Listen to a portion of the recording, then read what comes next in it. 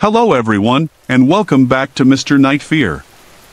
I know many of you listen to these stories to help you fall asleep. So, before you get settled in, I'd love for you to leave a comment letting me know where you're listening from. And if you're enjoying the episodes, don't forget to like and subscribe to the channel. Now, let's get comfortable, relax, and begin.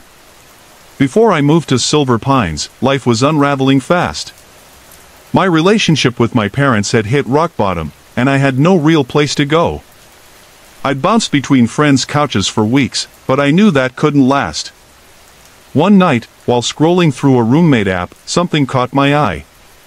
A guy named Luke had listed a room for rent in his single-story ranch-style house. It was a 3-bedroom home with a wide front porch and a quiet, tree-lined street. The rent was listed at $1,200 a month, not cheap. But in this part of New Hampshire, it was actually a pretty solid deal. Luke said he lived there too, but claimed he was rarely home, which meant I'd pretty much have the place to myself. His ad had a few bolded rules in all caps. No parties. No large gatherings. No drinking in the living room. Absolutely no entry to the basement. They felt oddly specific but not totally unreasonable. I figured he just had bad roommates in the past. I scheduled a tour and met him the next afternoon.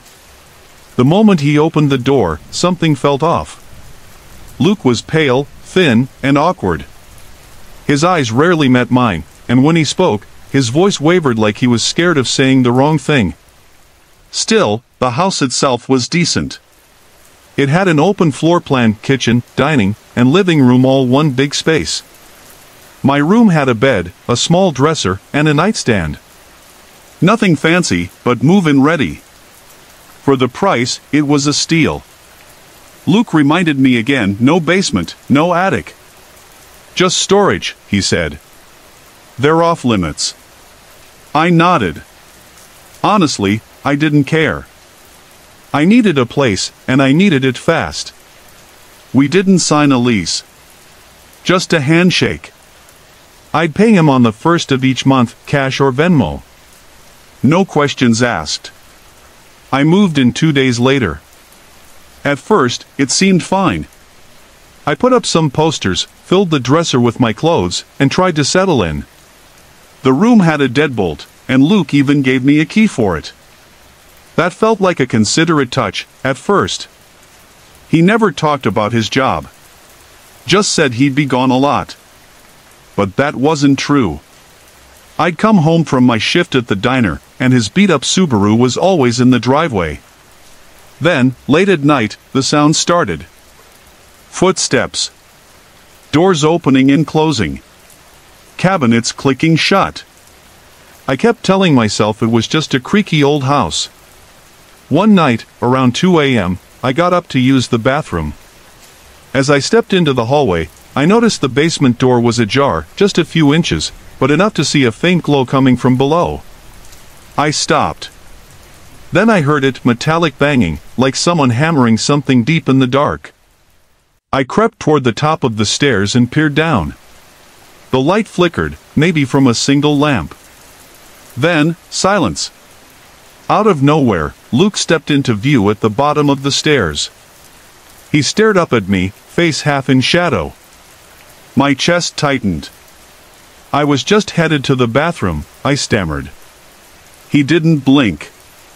Close the door. His voice was low. Firm. I obeyed. I went to the bathroom, heart pounding, and locked my door as soon as I got back.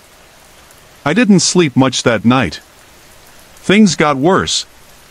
A week later, I came home from work and noticed something off. My bedroom door was unlocked. I was sure I'd locked it that morning. I always did. Inside, nothing was missing, but things had been disturbed. My clothes were unfolded, scattered in drawers.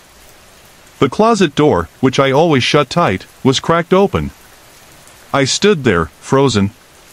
He had a copy of my key. He'd been inside my room. I felt violated. Furious.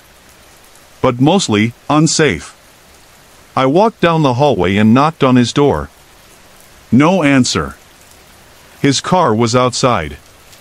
I knocked again, harder. Still nothing. The silence behind that door felt heavy. Like someone was listening but refusing to move. A chill ran up my spine. Something was deeply wrong in this house. Not just weird roommate stuff, something else. Something darker. I went back to my room, locked the door, and sat on my bed, staring at the doorknob. I knew I had to get out, but I couldn't shake the feeling that Luke wouldn't make that easy.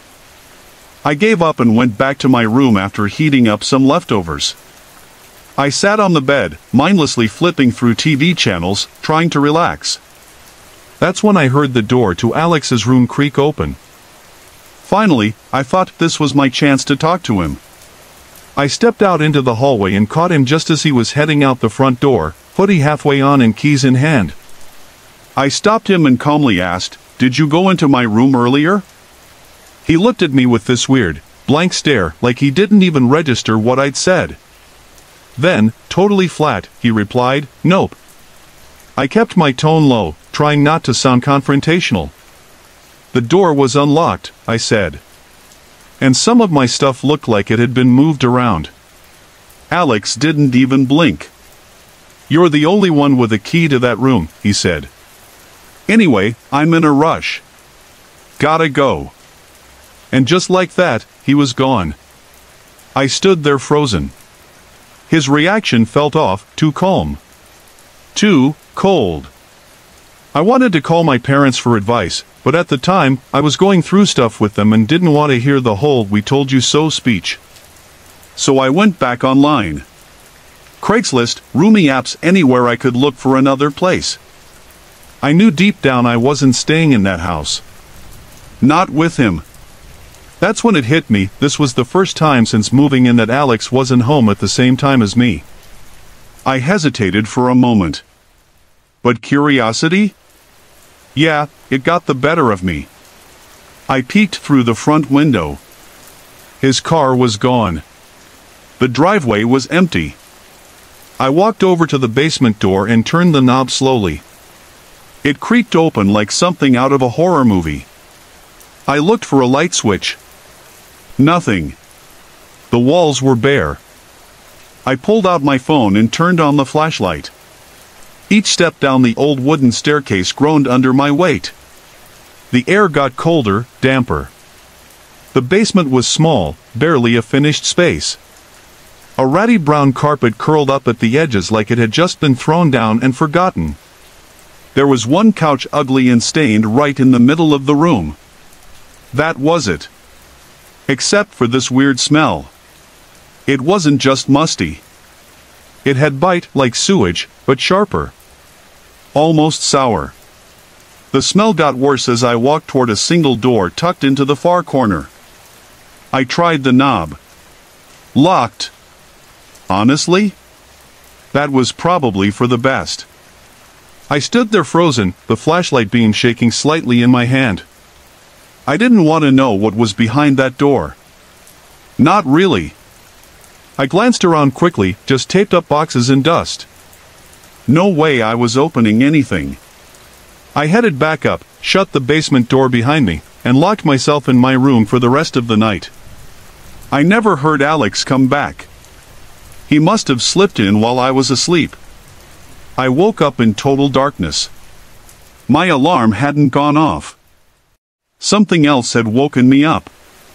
A soft crack on the floor near my bed. I turned, and there he was. Alex.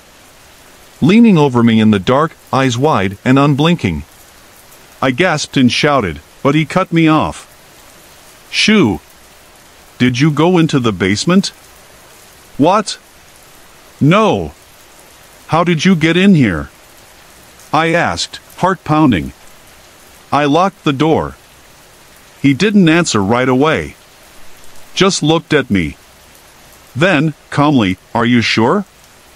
I pushed back. "Did you come in here when I wasn't home?" He shook his head. "No." Then he turned and walked toward the door. I asked again, louder, how did you even get in? He raised one hand in the dark. He wasn't holding anything. Just his palm, open. I think you should start looking for a new place, he said. Then he left the room and closed the door. That was it for me. I started packing immediately. I wasn't staying another second in that house. I banged on his bedroom door, yelling at him to give me at least half the rent back since I'd only been there for 2 weeks. After a moment, the door cracked open just enough for his arm to reach through. He handed me a small stack of $100 bills. Just his arm. Nothing else. Even the way he handed me the money was creepy. $400. Whatever. Close enough. I was packed and out within an hour. Slept in my car in a grocery store parking lot that night. The next morning, I showed up at my parents' place. After I explained everything, they didn't even ask questions. Something changed. They seemed genuinely glad to have me back. I still moved out again about a month later, but we're okay now. If you're thinking about getting a roommate from the internet, just be careful. I mean it. Meet them first. Trust your gut. Because sometimes, it's not the house that's haunted. It's the people. Hey everyone. I put a lot of effort and heart into creating these videos just for you. If you're enjoying the content, I'd love to hear from you. Drop a quick comment below and let me know where you're watching from and what time it is for you right now. Your support means the world to me, and it keeps me motivated to bring more awesome videos your way.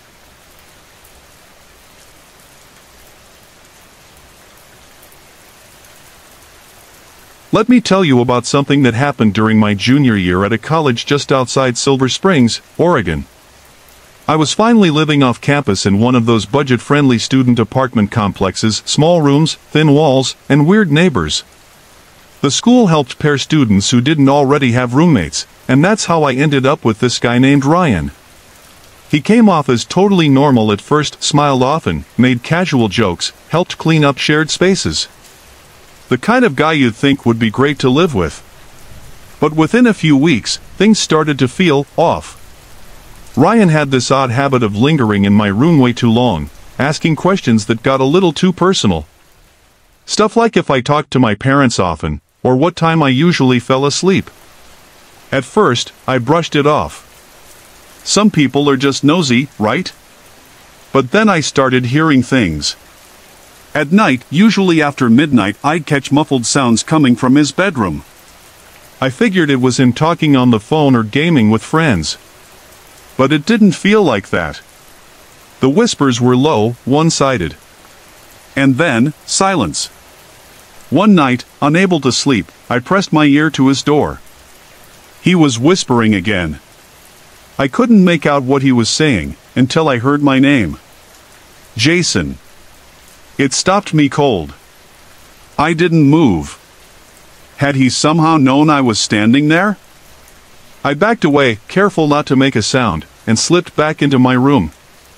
I climbed under the covers, pretending it didn't happen. But something inside me changed that night. A low-grade fear that stayed with me constantly. The next few days, I kept catching Ryan looking at me strangely. Not in a friendly roommate way. It was the kind of glance that made your skin crawl, like someone was watching you but pretending not to. A few nights later, I woke up to the sound of whispering again. But this time, it was outside my bedroom door. I held my breath and crept toward the door, ear pressed to the wood. The whispering stopped. Then, Jason? I froze. Heart pounding, I answered softly, yeah? You okay? No response. Just the sound of footsteps, slow and steady, walking back down the hall. I locked my door that night. The very next evening, I jolted awake again, this time to the sound of my bedroom door closing. I sat up, heart racing. I was alone in the room. But I could hear Ryan walking away. That was it. I needed answers. The next morning, I confronted him.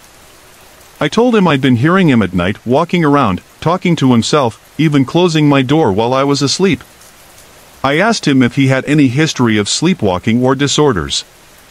He hesitated, then nodded slowly. "Yeah, sometimes I sleepwalk," he said. I didn't believe him. Not for a second. Something was seriously wrong, and I could feel it in my bones. That same afternoon, when Ryan left for class, I made a decision I'm not proud of, but I don't regret it. I went into his room. The space looked neat at first glance. Too neat, actually. Like it had been staged. I started opening drawers, checking behind books, inside boxes. I wasn't even sure what I was looking for. But my instincts wouldn't let me stop. Then I found it. In the back of his closet, hidden beneath a stack of old textbooks, was a small wooden drawer. It didn't match the furniture. Looked more like a homemade keepsake box. Inside? Photos. Dozens of them. They were all of me. Sleeping. Some from odd angles, like someone had crouched near my bed. Some were taken from the closet, the door cracked just slightly. A few were close-ups, so detailed you could count the pores on my skin or see the crease in my pillowcase. There were also pictures of another guy, same age as me. Brown hair. A college hoodie I didn't recognize. Same kind of angles, same creepy closeness. I felt sick. I couldn't breathe. This wasn't sleepwalking. This wasn't harmless. Ryan had been watching me sleep, maybe every night. Photographing me. Who even knows for how long? And the other guy in the photos, was he Ryan's previous roommate? My first instinct was to run out and confront him. But fear held me back. I didn't know what he was capable of. What if he tried to hurt me? Instead, I snapped pictures of everything. Grabbed a handful of the photos as proof and stuffed them into my backpack. That night, I didn't sleep. I packed my things and left the apartment before sunrise. I went straight to the student housing office and showed them the photos. The woman at the desk looked horrified. They told me I had done the right thing by coming to them and that they'd handle it internally. Within hours, I was reassigned to a new apartment with a different roommate, a quiet guy named Ben who turned out to be exactly what I needed. Normal. Chill. Private. I never saw Ryan again. The school never followed up, and I didn't press for details. I didn't want to know what he might have said or done after I left. But even now, years later, I still think about those photos. About the moment I realized I'd been living with someone who had been silently documenting my life, night after night. And the other guy? The one in the photos? I asked around. No one remembered his name. No one could tell me who he was or where he'd gone. I sometimes wonder if he ever found out, if he ever saw the photos the way I did. Or if something worse happened before he had the chance.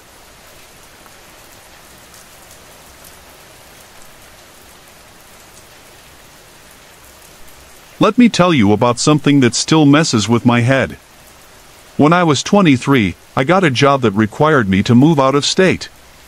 It was a good opportunity with solid pay, and I'm still with the company today, thankfully back in my hometown now, working from the local branch. But at that time, I didn't have much saved up, so I needed a cheap place to live. I posted everywhere, Craigslist, Facebook, even the subreddit for the town I was moving to. Just asking for a decent room to rent with a reasonable roommate. That's how I found Rob. He messaged me through Facebook. Said he had a spare room available in his house. I checked out his photos, he looked pretty normal. Short hair, glasses, friendly smile. I wasn't against living with a guy as long as he seemed decent. My parents didn't like the idea, but I'm an adult. I trusted my gut. We hopped on a FaceTime call. He gave me a quick tour. The place was in a quiet little town in western Colorado called Maple Hollow. Classic small-town America. Tree-lined streets, old diners, foggy mornings. His house was right in the center of town, barely a 10-minute drive from my new office. Cozy, older two-bedroom with creaky floors and faded yellow siding. Nothing fancy, but it had charm. Rob mentioned he owned the house outright. Said a buddy of his had been renting the room but moved out recently. He seemed polite, and his rent price was super fair, utilities included. No weird vibes. His house rules were standard: clean up after yourself, no loud guests, basic stuff. A week later, I packed up and drove to Maple Hollow. Rob greeted me outside, handed me a key, and helped carry my bags in. First thing I noticed was how short he was, maybe 5 feet 4 inches. We were eye level. He didn't seem frail or anything, just compact. He showed me the room, which was already furnished. I tossed the old bedding into a bag and replaced it with my own. I didn't unpack much that day, just the basics. Rob made small talk and hovered a bit, but nothing overly strange. I figured he was just trying to be welcoming. The next day was Sunday. He offered to show me around town. I wasn't dying to hang out, but I agreed, might as well start off on the right foot. He drove us around in his silver SUV, pointing out diners, thrift stores, and his favorite local coffee shop. It was helpful. But then he suggested we grab lunch. A sit-down place. It sounded a little date-like. I told him I wasn't hungry. He immediately pivoted to drinks instead. Just a couple beers, he said with a smile. I politely declined, told him I don't really drink on nights before work. He pushed again, just one drink, come on.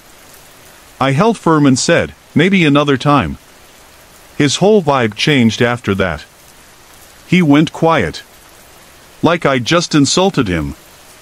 I felt uneasy, but not scared. Not yet. That week, I focused on work, getting used to the new office, new coworkers, a new routine.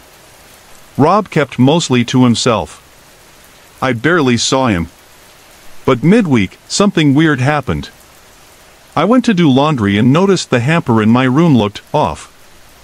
I remembered tossing my clothes in, kind of messy, but now they were all stacked differently. Neater.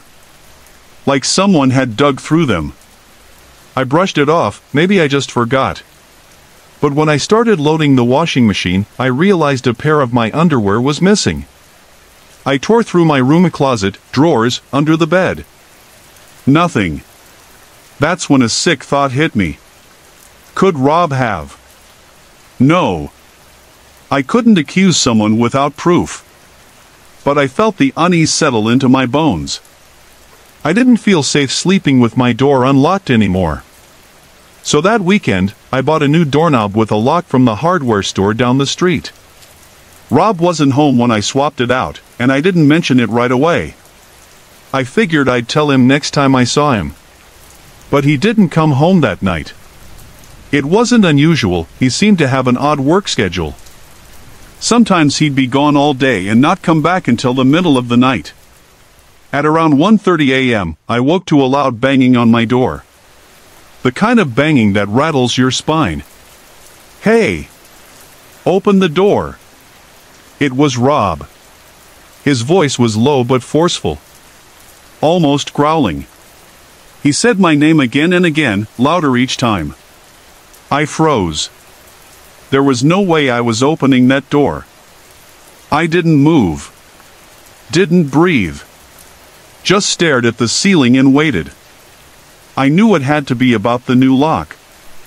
And I had a sinking feeling that something in that house, maybe even Rob himself, wasn't quite right.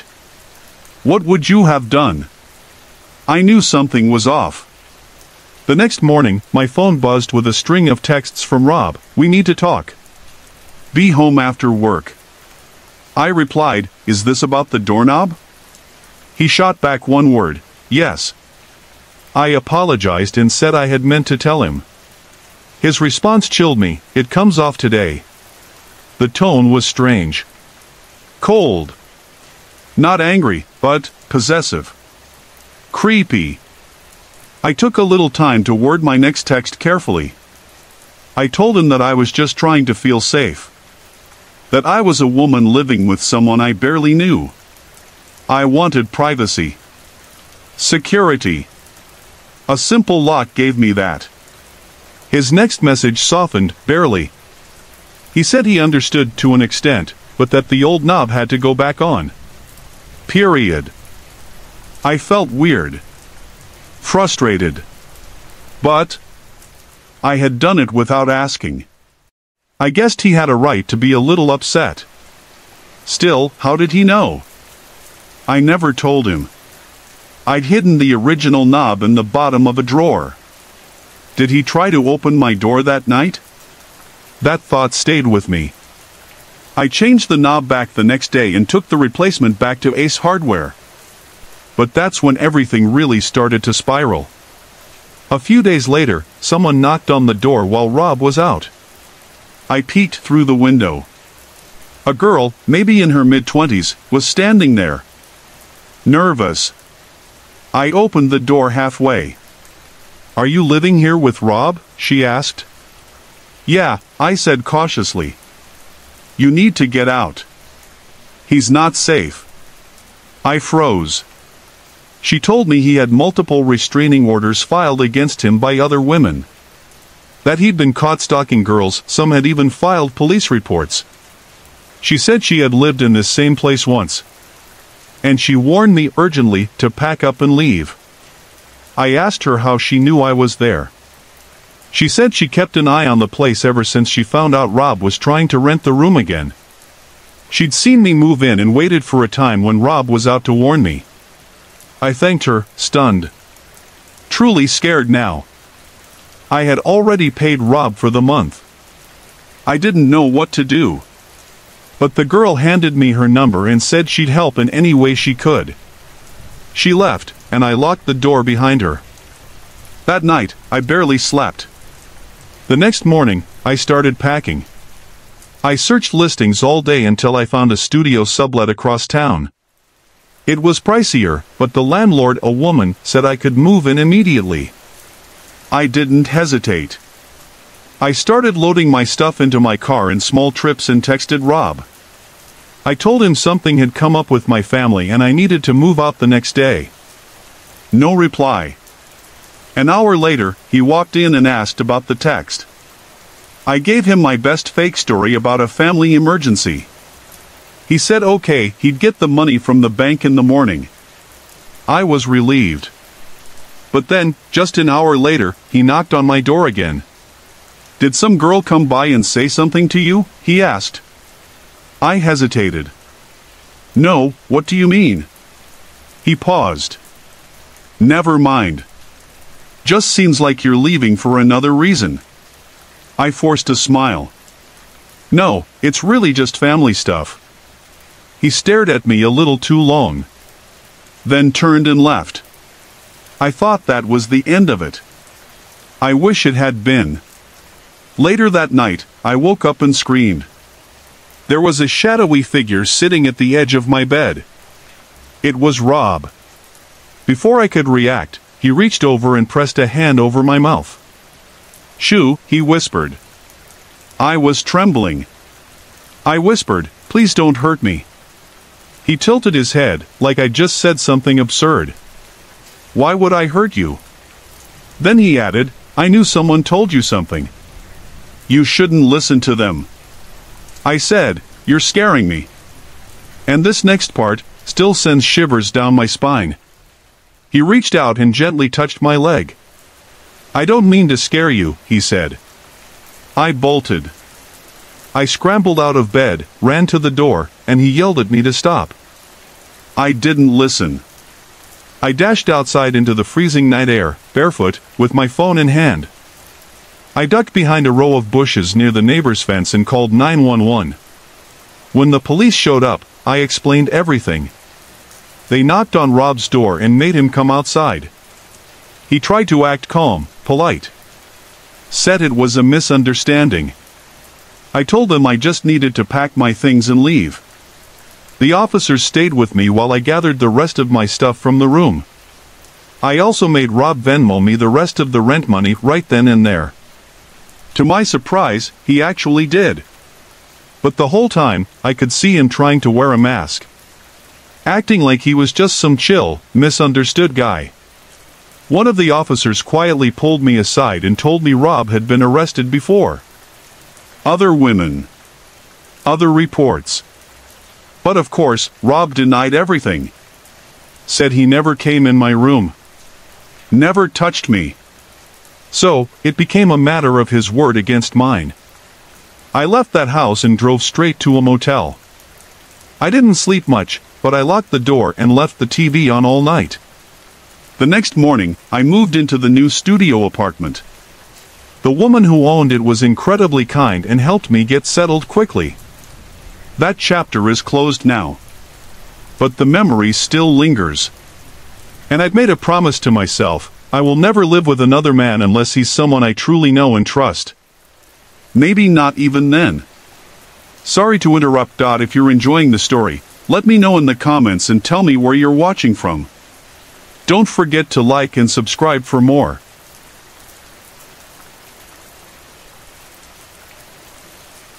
I think my dad was around 52 when he brought home a parrot and African gray. He had always been a bird guy. Loved them. Talked about parrots more than sports, actually. So when he retired from his job as a middle school history teacher in Pine Hollow, I wasn't surprised that his retirement gift to himself came with feathers and an attitude. He named the bird Kevin. Dad didn't just teach Kevin to mimic words, he taught him to understand. The bird could respond to hello, what's up, food, thank you, good, and a few others. It was uncanny how human-like it felt sometimes. When my dad passed away at 71, we had to figure out what to do with Kevin. My older sister and younger brother wanted no part of it. Their partners weren't too fond of birds, especially one that talked back. I couldn't bring myself to let a stranger adopt him. That bird was my dad's best friend. Kevin became mine. I moved him into the den in my home just outside Silver Springs. The place doesn't have a basement, so the den is technically the lowest level. Cozy but quiet. Kevin adapted fast. He's a talkative little guy in the mornings, says random things while I work or make coffee, but he settles down at night.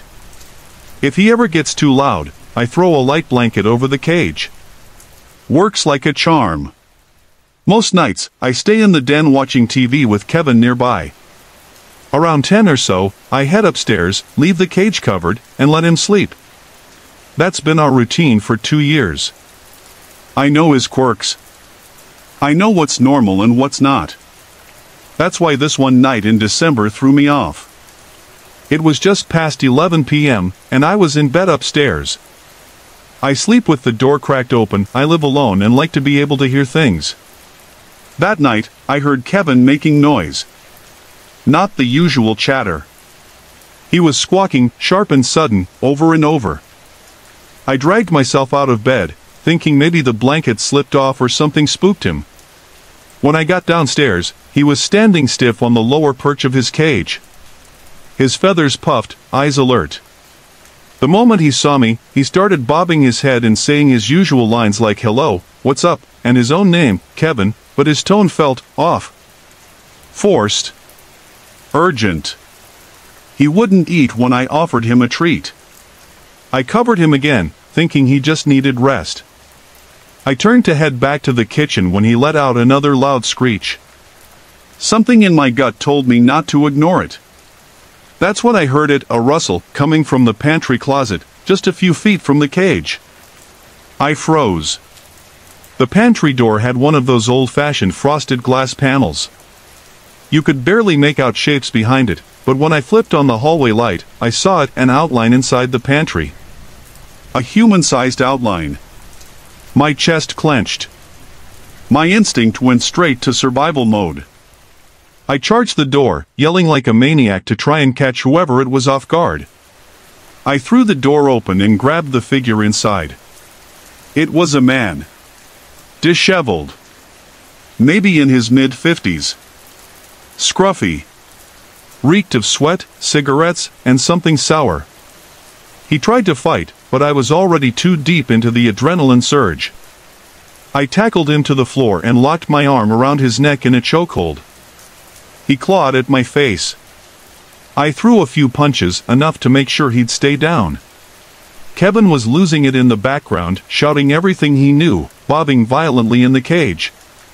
As soon as I had the guy pinned, I sprinted to grab my phone, dialed 911, and kept him on the floor until the sheriff's deputies arrived. The guy didn't have ID, no wallet, nothing. They said he was probably homeless. He had broken in and raided my pantry. Peanut butter jars, half-eaten crackers, cereal boxes scattered on the floor. They called him judgment-proof, which apparently means even if I sued him, there'd be nothing to get. What still haunts me is wondering what would have happened if Kevin hadn't sounded the alarm. What if I had ignored the squawking and just tried to sleep through it? Kevin saved me. Sometimes, when I sit in the den watching TV and he's on the perch making his goofy little noises, I feel like my dad is still here. Like he's watching over both of us through those bright gray eyes. Maybe that's silly. But in this old house, with winter winds brushing against the windows and Kevin softly muttering it's okay to no one in particular, I choose to believe. Hey everyone! I put a lot of effort and heart into creating these videos just for you. If you're enjoying the content, I'd love to hear from you. Drop a quick comment below and let me know where you're watching from and what time it is for you right now. Your support means the world to me, and it keeps me motivated to bring more awesome videos your way.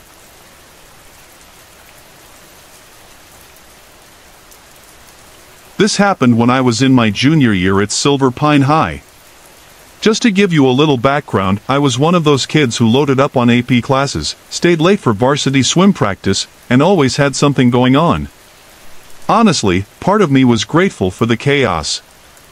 It kept me distracted. My parents had recently split, and my older brother had left for college, so it was just me and my little brother, Mason, at home. Mason was a swimmer too, smart, intense, kind of like a mini version of me. But back then, with everything going on in our family, we couldn't go 5 minutes without getting on each other's nerves. We were both stressed, and it showed. It was one of those soggy winter evenings in Washington State.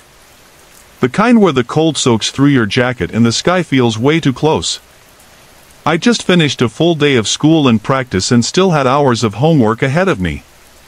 That night, I had to write an essay for AP English, something about hedonism and the picture of Dorian Gray.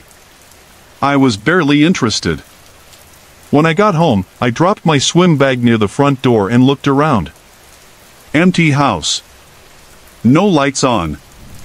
Dad must have taken Mason to his club swim session. They usually had pool time after the high school team. I grabbed a handful of Cheez-Its from the kitchen and headed downstairs to my office, which was really just a finished room in our half-renovated basement. We lived in a modest 2-story colonial, typical suburb stuff, with creaky wooden floors, drafty windows, and a chilly, unfinished basement.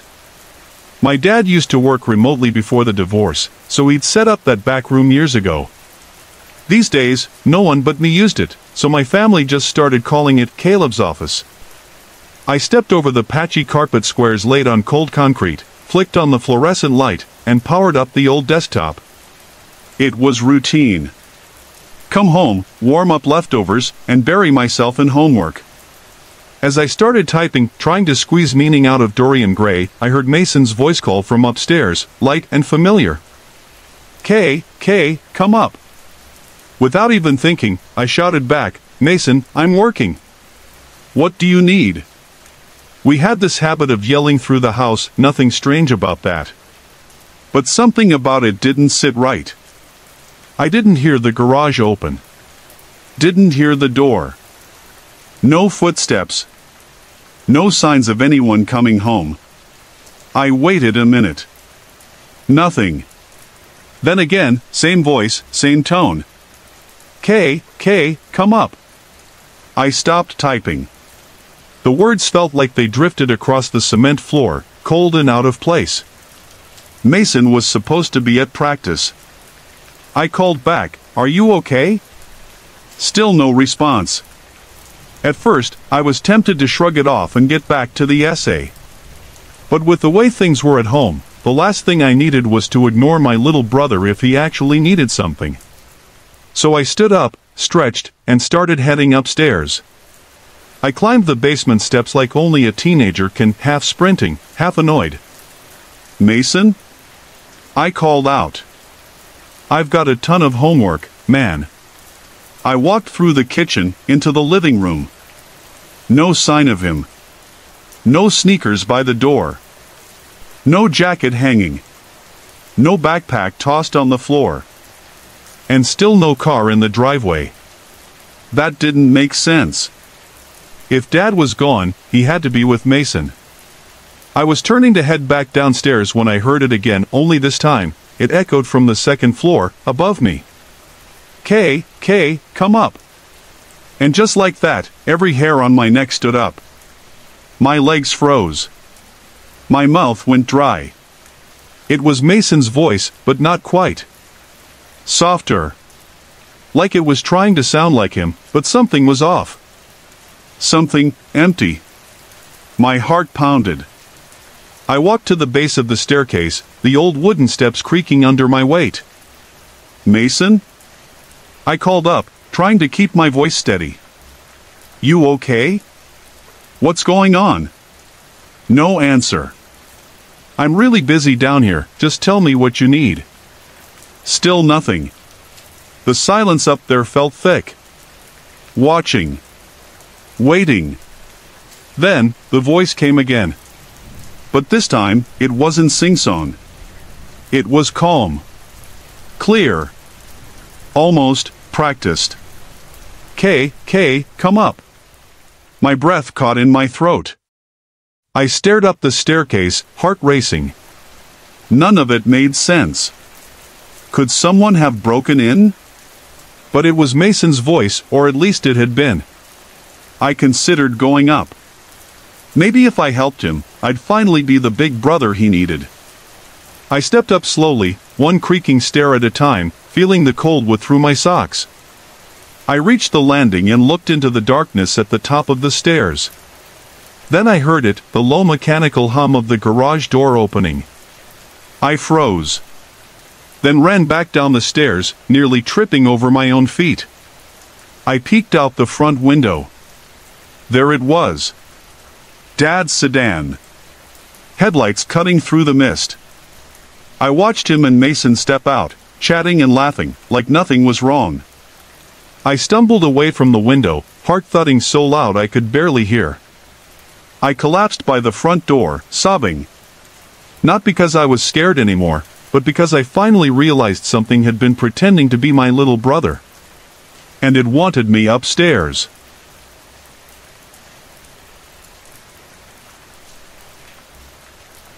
This happened about 15 years ago, back when I was a kid. My best friend Ethan and I were exploring this old, abandoned vacation lodge hidden off a quiet stretch of road outside of Pine Hollow, Oregon. You'd miss the turn if you blinked.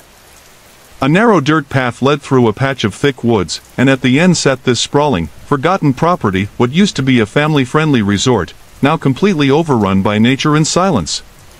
There were maybe a dozen tiny cabins, a large boarded-up lodge, 2 creepy bathroom stations, and a decaying indoor pool house.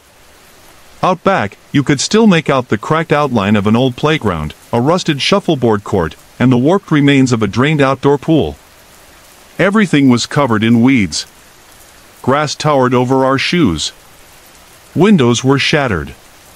Paint peeled like sunburned skin. We first spotted the place during a walk off Highway 47, but it was broad daylight, and we were too nervous to check it out. A few nights later, we came back, flashlights in hand.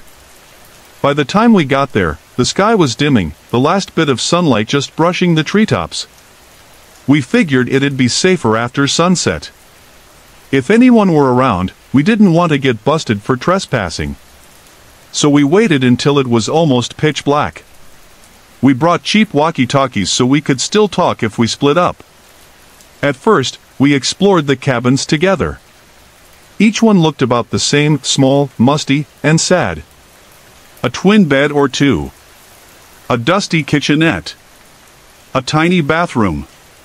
A few even had broken down sofas or chairs, as if someone left in a hurry long ago. After a while, Ethan started lagging behind. He was taking his time, poking through old drawers. I was too impatient, so I peeled off to check out the main building. It looked like it had been the front office or event hall. Big double doors. A faded wooden sign barely hanging from one hinge. I tried every entrance, but they were all locked tight. So I pulled out the walkie and radioed Ethan. "Hey, this big one's locked," I said. No reply. I figured I might be too far out of range. A couple minutes later, I ended up at one of the two freestanding bathroom stations. It was probably no more than 400 square feet, just a concrete shell with two open entrances, one marked men, the other women, though the signs were nearly illegible from weather and time. There were no doors at all. Just two yawning black doorways. The place gave me a bad feeling right away. The concrete floor looked stained, cracked, and warped from years of neglect. I noticed something odd: red smears on the ground. Not footprints, exactly, but streaks. Uneven, jagged lines that led into the dark women's room. I froze. My flashlight caught just the edge of that hallway, but it was too dark to see inside. Still, I was curious. Maybe Ethan had been in there already, messing around. I pressed the talk button on my walkie. "Yo, where are you?" The second I let go, I heard the receiving beep coming from inside the bathroom. My heart jumped into my throat. I figured Ethan must be inside already, hiding, trying to scare me. I called his name. My voice echoed back at me in that strange, hollow way bathrooms do.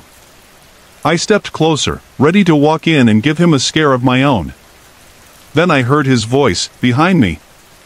He was somewhere off in the trees, just beyond the beam of my light. "Don't go in there," he shouted. I never went in there. I spun around fast and saw him jogging toward me, breathing hard. I froze in place. Then I did the dumbest thing: I pressed the talk button on my walkie again, just for a second. Beep. And from inside the pitch-black bathroom, I heard the beep echo back. We didn't say a word. Just looked at each other for a heartbeat. Then we ran. We didn't stop running until we hit the main road again. We leaned over, hands on our knees, trying to catch our breath. Ethan's face was pale, and his hands were shaking. That's when he told me what happened. While we were separated, he'd gone into one of the cabins. He tried to reach me on the walkie, but got nothing, probably out of range. As he was turning back toward the door, his flashlight swept across the living room, and that's when he saw her. An older woman. Dirty hair. Pale skin. Sprinting toward him. He dropped everything, his walkie, his flashlight, and ran into the trees, hoping she wouldn't follow. He stayed low, quiet, waiting. Eventually, he spotted my flashlight moving near the bathrooms and came over. We figured maybe it was a homeless woman, high on something. Maybe she'd been squatting in the cabin and picked up Ethan's walkie-talkie after he ran. Maybe she was using the bathroom because the one in the bungalow didn't work. But then, what about the red smears? What was that stuff on the concrete? We still don't know. And that's the part one can't explain, the part that keeps me up some nights, wondering what would have happened if I'd taken just one more step. Sorry to interrupt. If you're enjoying the story, let me know in the comments and tell me where you're watching from. Don't forget to like and subscribe for more.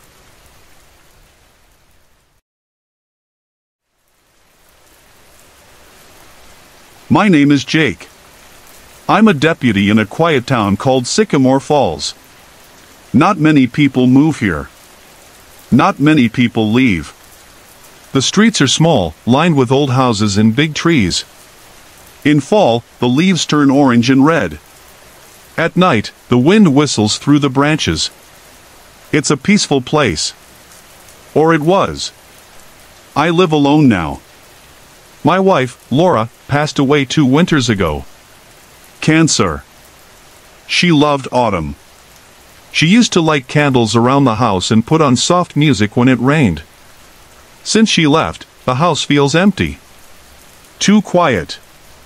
Too cold. There's an old streetlight across from my house. It's right in front of the Miller place. That house has been empty for years. The Millers moved out after their son went missing. No one's lived there since. The light always flickered. Just that one. The others on the street were fine. I told the city to fix it. They said it was just old wiring. But sometimes it flickered in patterns. Like someone was turning it off and on. Like Morse code. One night last October, I got home from a late shift.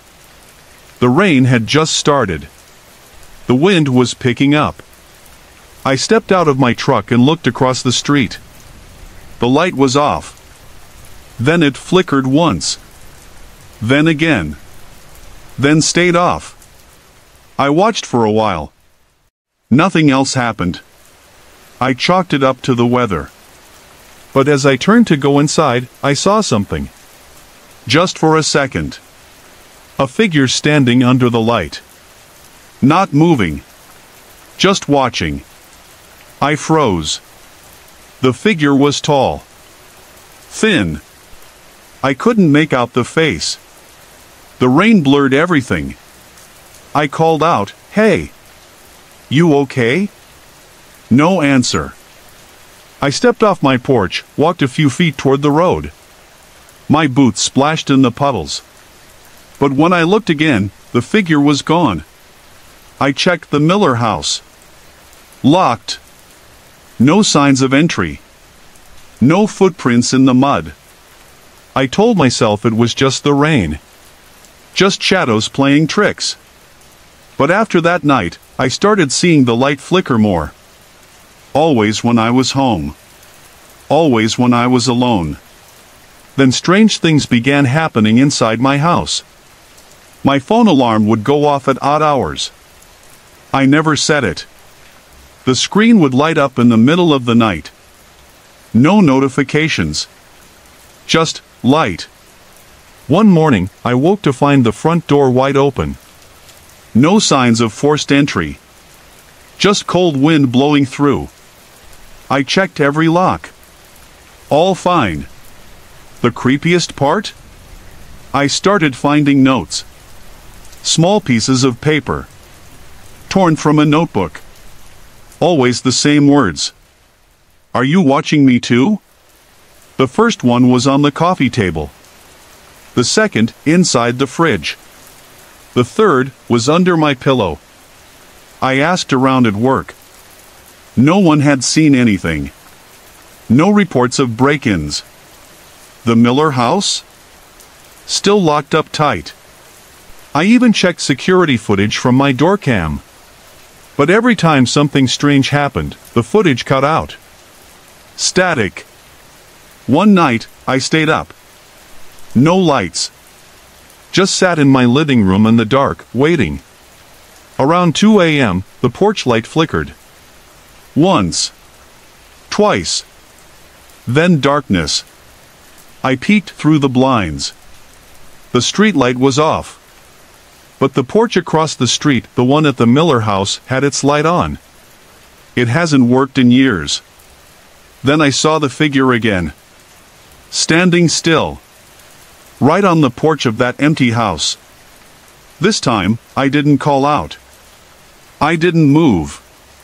I just watched. After a while, the figure raised its hand and waved. Slow. Gentle.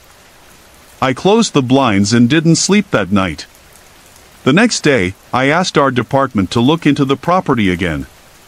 We did a full sweep. Nothing. Just dust, cobwebs, and the faint smell of smoke. But in the upstairs bedroom, we found something strange. On the wall, written in faint chalk, were the words, "I still live here." We checked for fingerprints. Nothing. The dust hadn't been disturbed in years. After that, I started sleeping with the lights on. I stopped looking out the window. But the notes didn't stop. The lights kept flickering. I started hearing whispers. Not words. Just sounds. Breathing, maybe. Coming from the vents.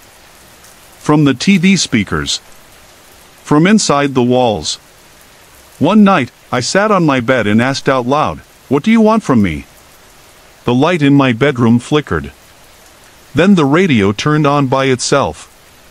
A slow song played. It was Laura's favorite. I cried for the first time in months. Since then, I've stopped asking questions. I go to work. I come home. I leave the light on. I pretend the house is normal. But deep down, I know something followed me home that night. Or maybe it was always here. Waiting. Whatever it is, it doesn't want to hurt me. But it doesn't want to leave either. Sometimes, I think it's lonely. Sometimes, I think it's her.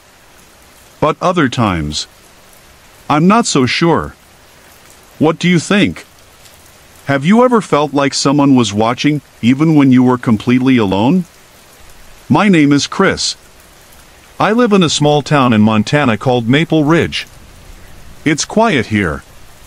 The kind of place where people wave when they pass you, even if they don't know your name. After my wife passed, things got quiet. Too quiet. I moved into an old house just outside town.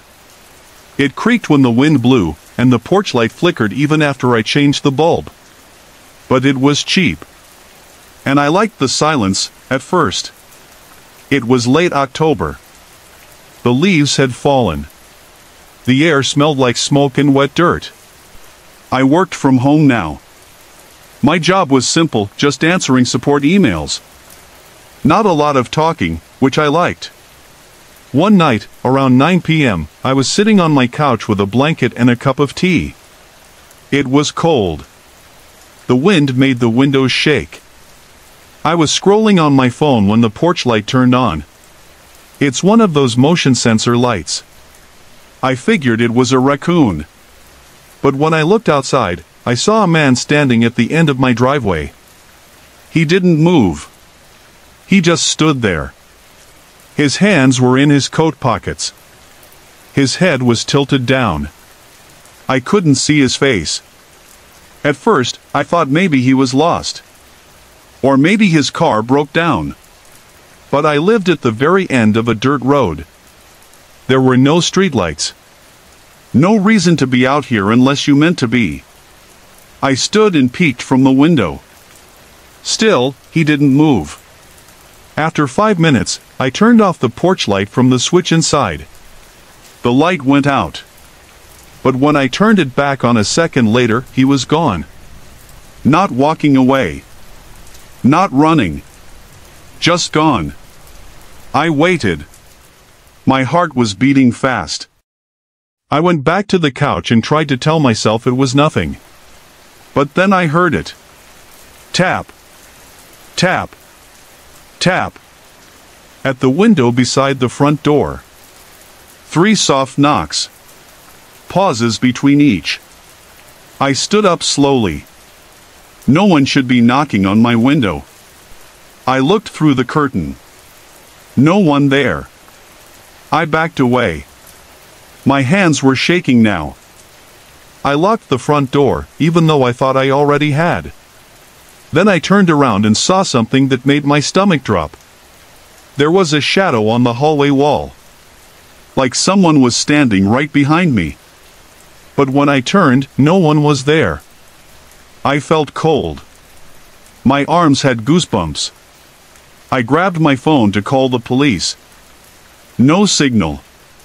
I walked to the back door and turned on the porch light there. Nothing. Then I saw it again. Out near the trees behind my house. Just barely visible in the shadows. The man. Still not moving. Still facing the house. I locked the door and turned off every light inside. I hid in the bathroom. It was the only room without windows. I sat on the floor. I kept my phone in my hand,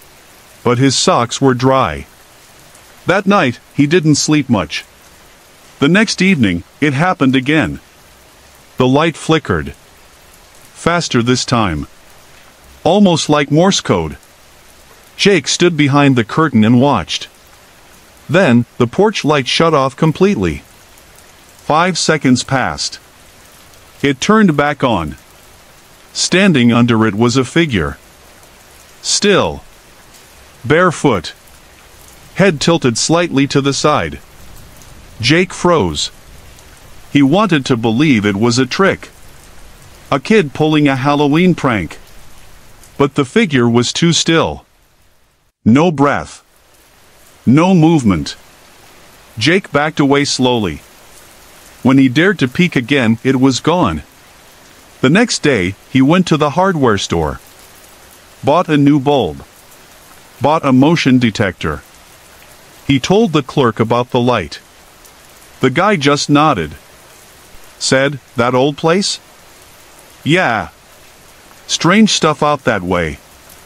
Jake didn't ask what he meant. That night, he waited. He left the motion light off. Wanted to see if it would happen again. At exactly 1:13 a.m., the porch light blinked once. Then twice. Then stayed off. Jake sat still on the couch.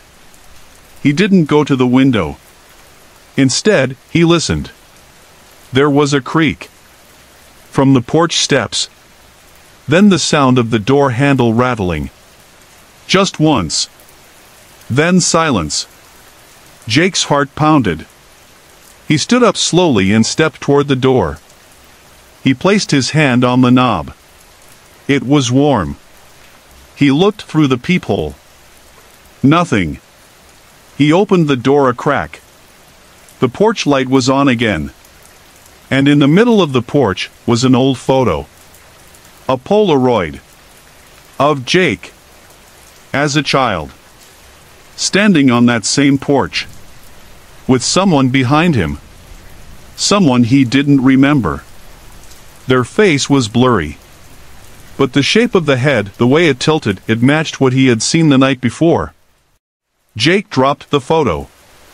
The porch light flickered again. He slammed the door shut and locked every window. In the morning, he went back outside. The photo was gone. But the footprints were there again. This time, they led in a circle. Like someone had been pacing. Now, every night at 1:13 a.m., the light flickers. Sometimes the door handle jiggles. Sometimes he hears soft footsteps in the yard. He doesn't answer. He doesn't look. But he knows, it's still out there. Waiting under that flickering yellow light. Hey everyone! I put a lot of effort and heart into creating these videos just for you. If you're enjoying the content, I'd love to hear from you. Drop a quick comment below and let me know where you're watching from and what time it is for you right now. Your support means the world to me, and it keeps me motivated to bring more awesome videos your way.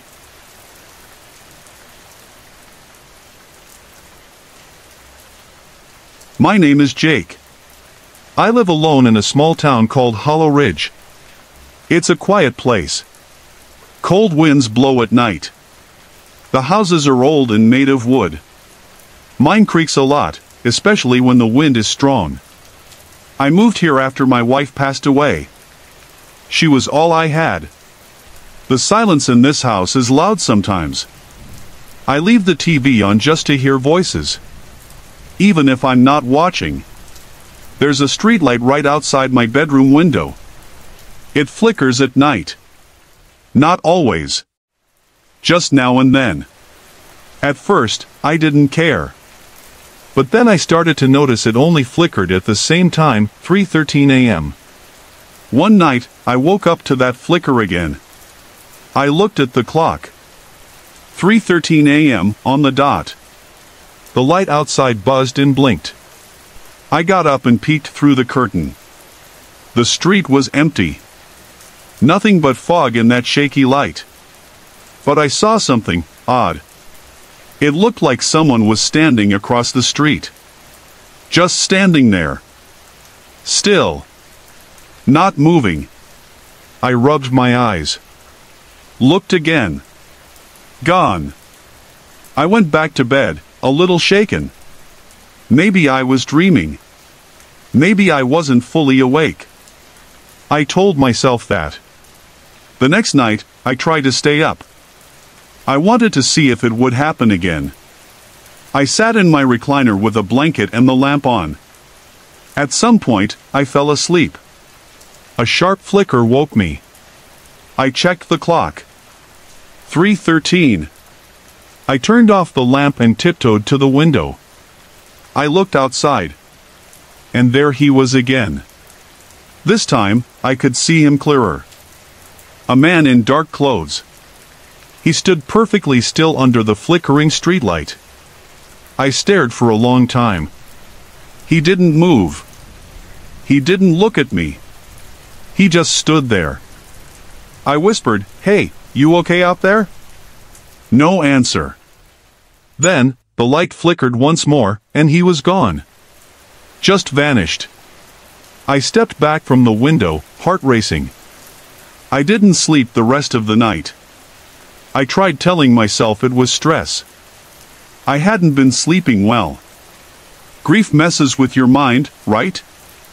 The next day, I walked across the street to see where he had stood. I thought maybe I'd find footprints. But there was nothing. The ground was wet from morning dew. No marks at all. That night, I decided to record it. I set up my phone on the windowsill with the camera pointing outside. I hit record and went to bed. I woke up at 4 a.m. and rushed to check the video. The light flickered right on cue. And the man appeared.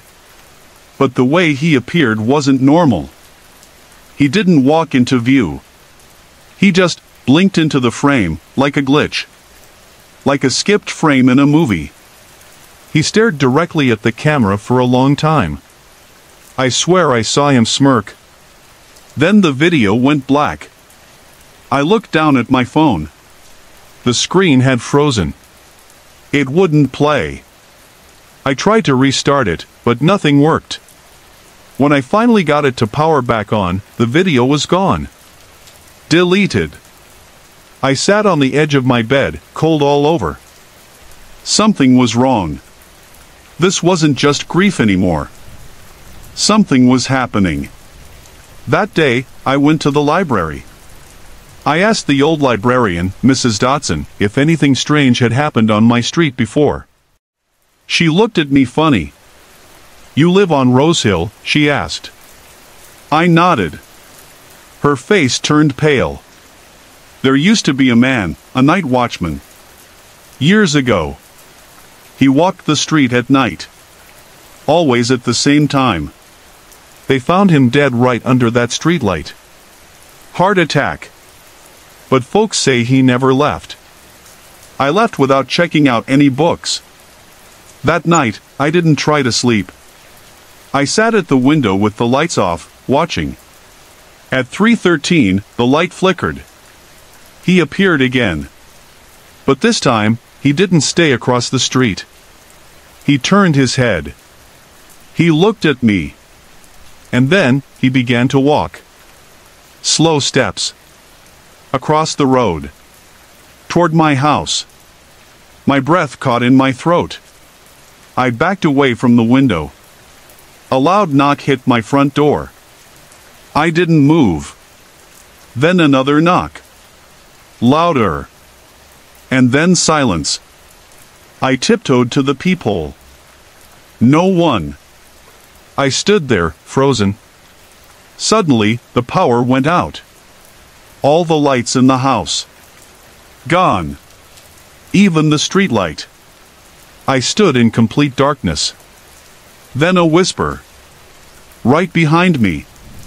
"Open the door, Jake." I ran to the bathroom and locked myself in. I stayed there till morning. When I finally came out, everything was normal.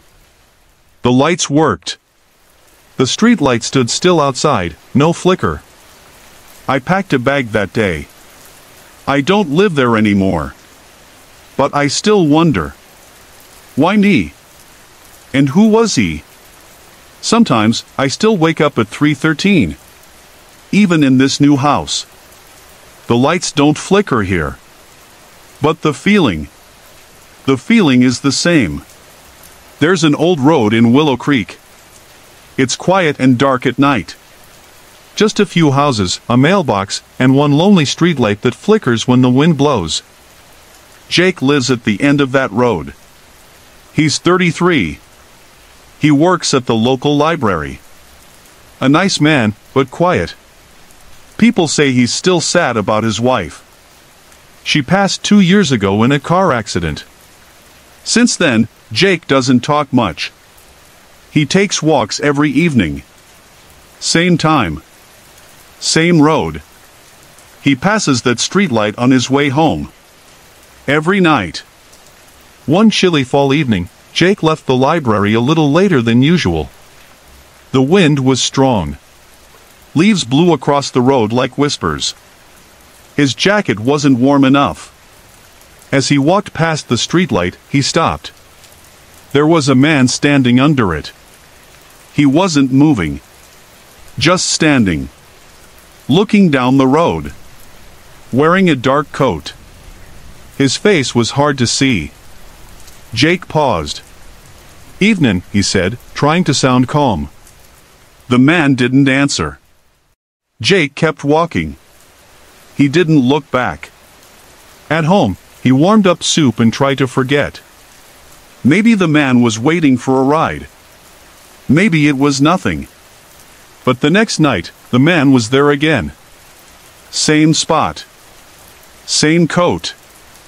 Still not moving. Jake tried again. "You okay, buddy?" No answer. No blink. No nod.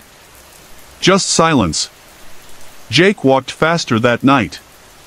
By the third night, Jake didn't say anything. He just crossed the road and kept going. The streetlight buzzed above the man's head. It flickered once. Then again.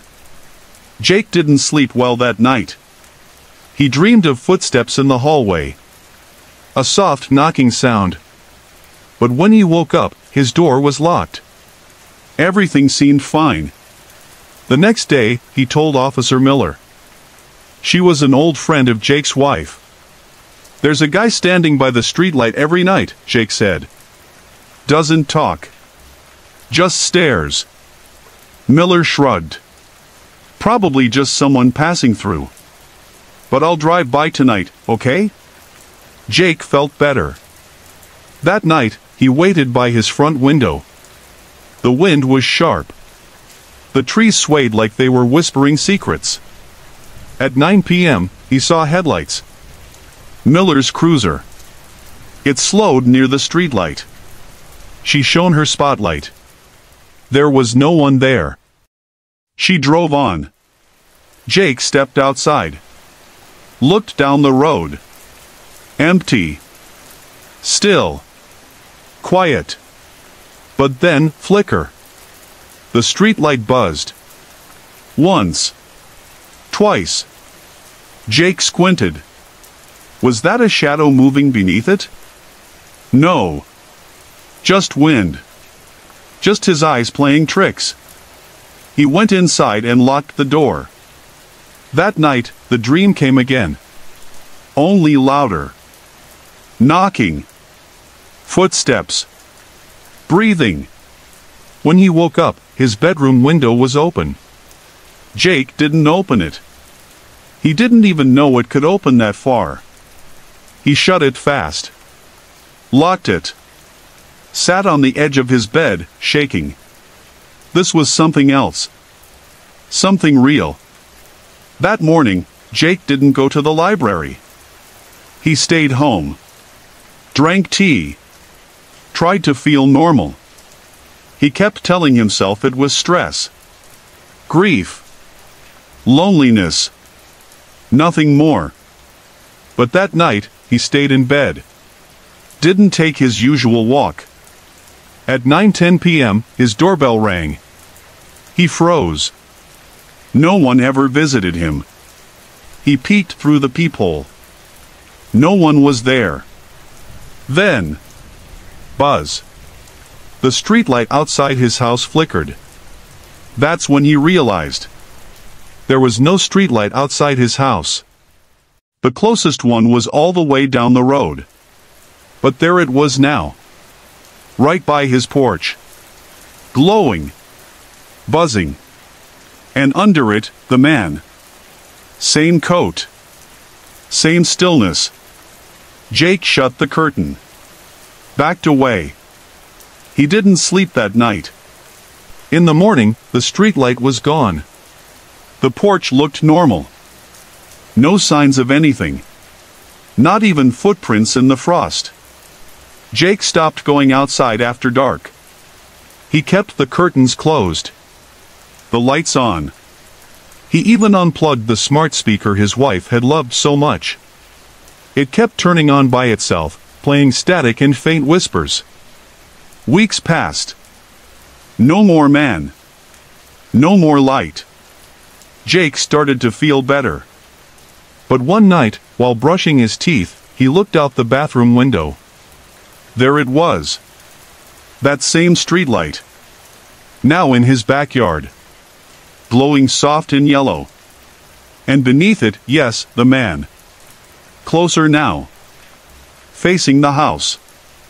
Jake dropped the toothbrush. He moved out the next week. He left Willow Creek. Got a job in a different state. A smaller town. Quieter, he hoped. He never told anyone why he left. But sometimes, when he can't sleep, he hears a buzzing outside. And he doesn't look. He doesn't open the curtains. Because he knows. That streetlight follows him now. And so does the man. Sorry to interrupt. If you're enjoying the story, let me know in the comments and tell me where you're watching from. Don't forget to like and subscribe for more.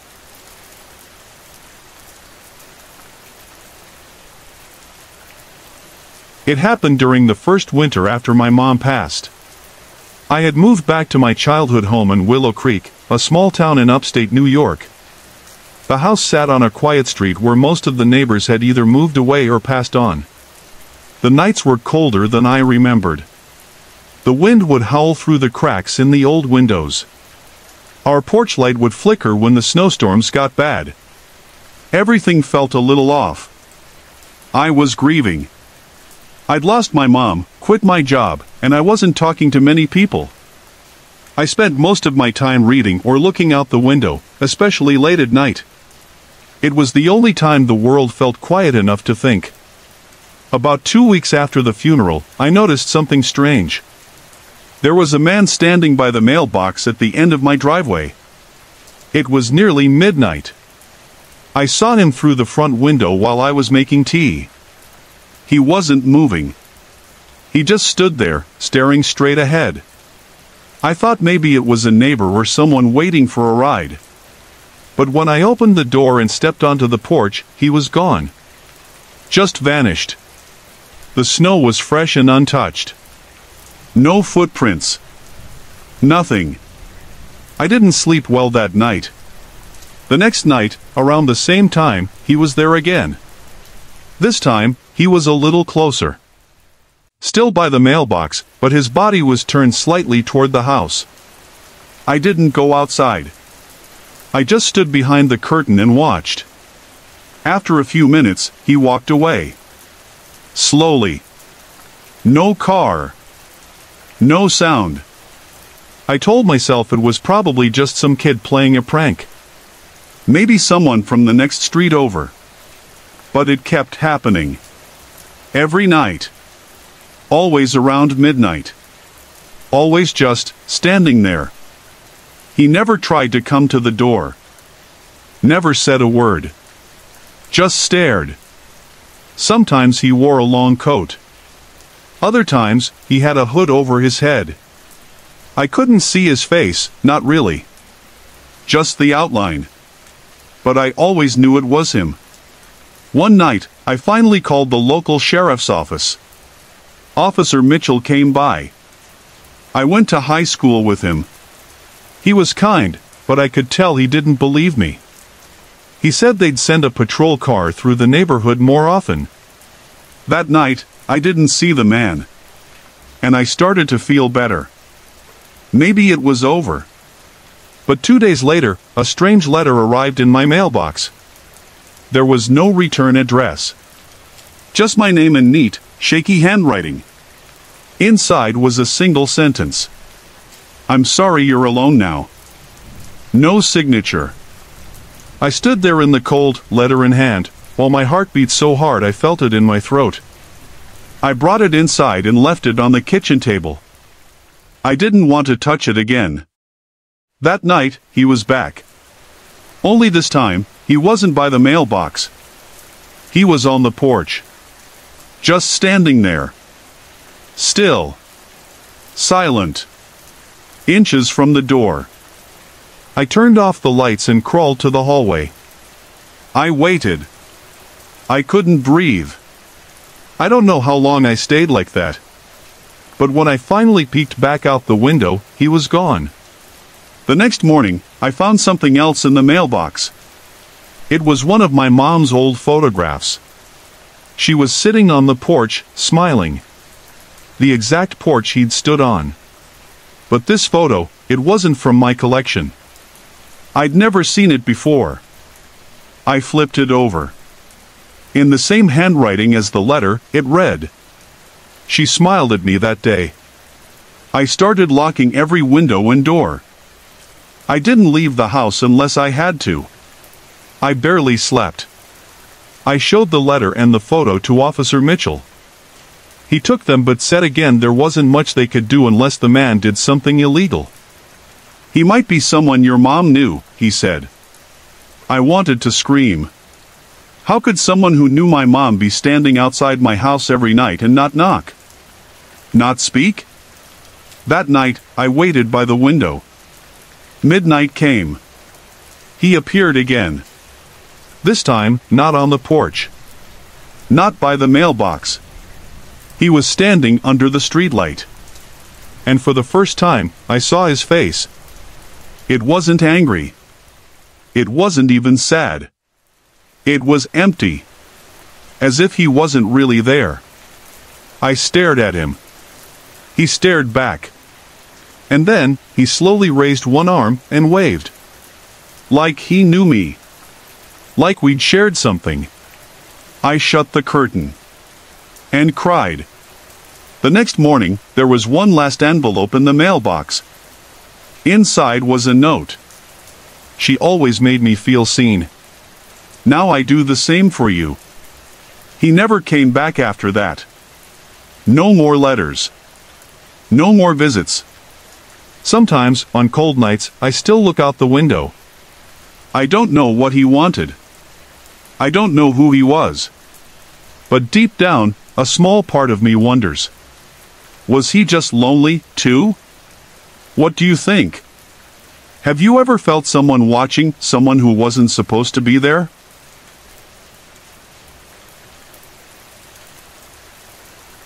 My name is Ben Carter, and I've lived in the same small town my whole life, Maple Hollow, population just under 3,000. I work night shifts for the local police department. It's quiet here. Peaceful, usually. But there's one street I've always hated patrolling, Willow Creek Lane.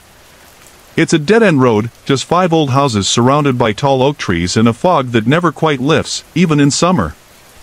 The people who live there keep to themselves. One house, though, number 47, has been empty for years. Everyone calls it the Dawson place. The family that lived there disappeared one night. Not moved out, disappeared. Left their dinner on the table, TV still on. No signs of struggle. No note. Just gone. People say the house is cursed. But nobody has proof. It's just one of those things you hear growing up. It was late October. The air was cold, and the wind made the trees sound like they were whispering. I was doing my usual round when I saw something strange on Willow Creek Lane. The porch light at number 47 was on.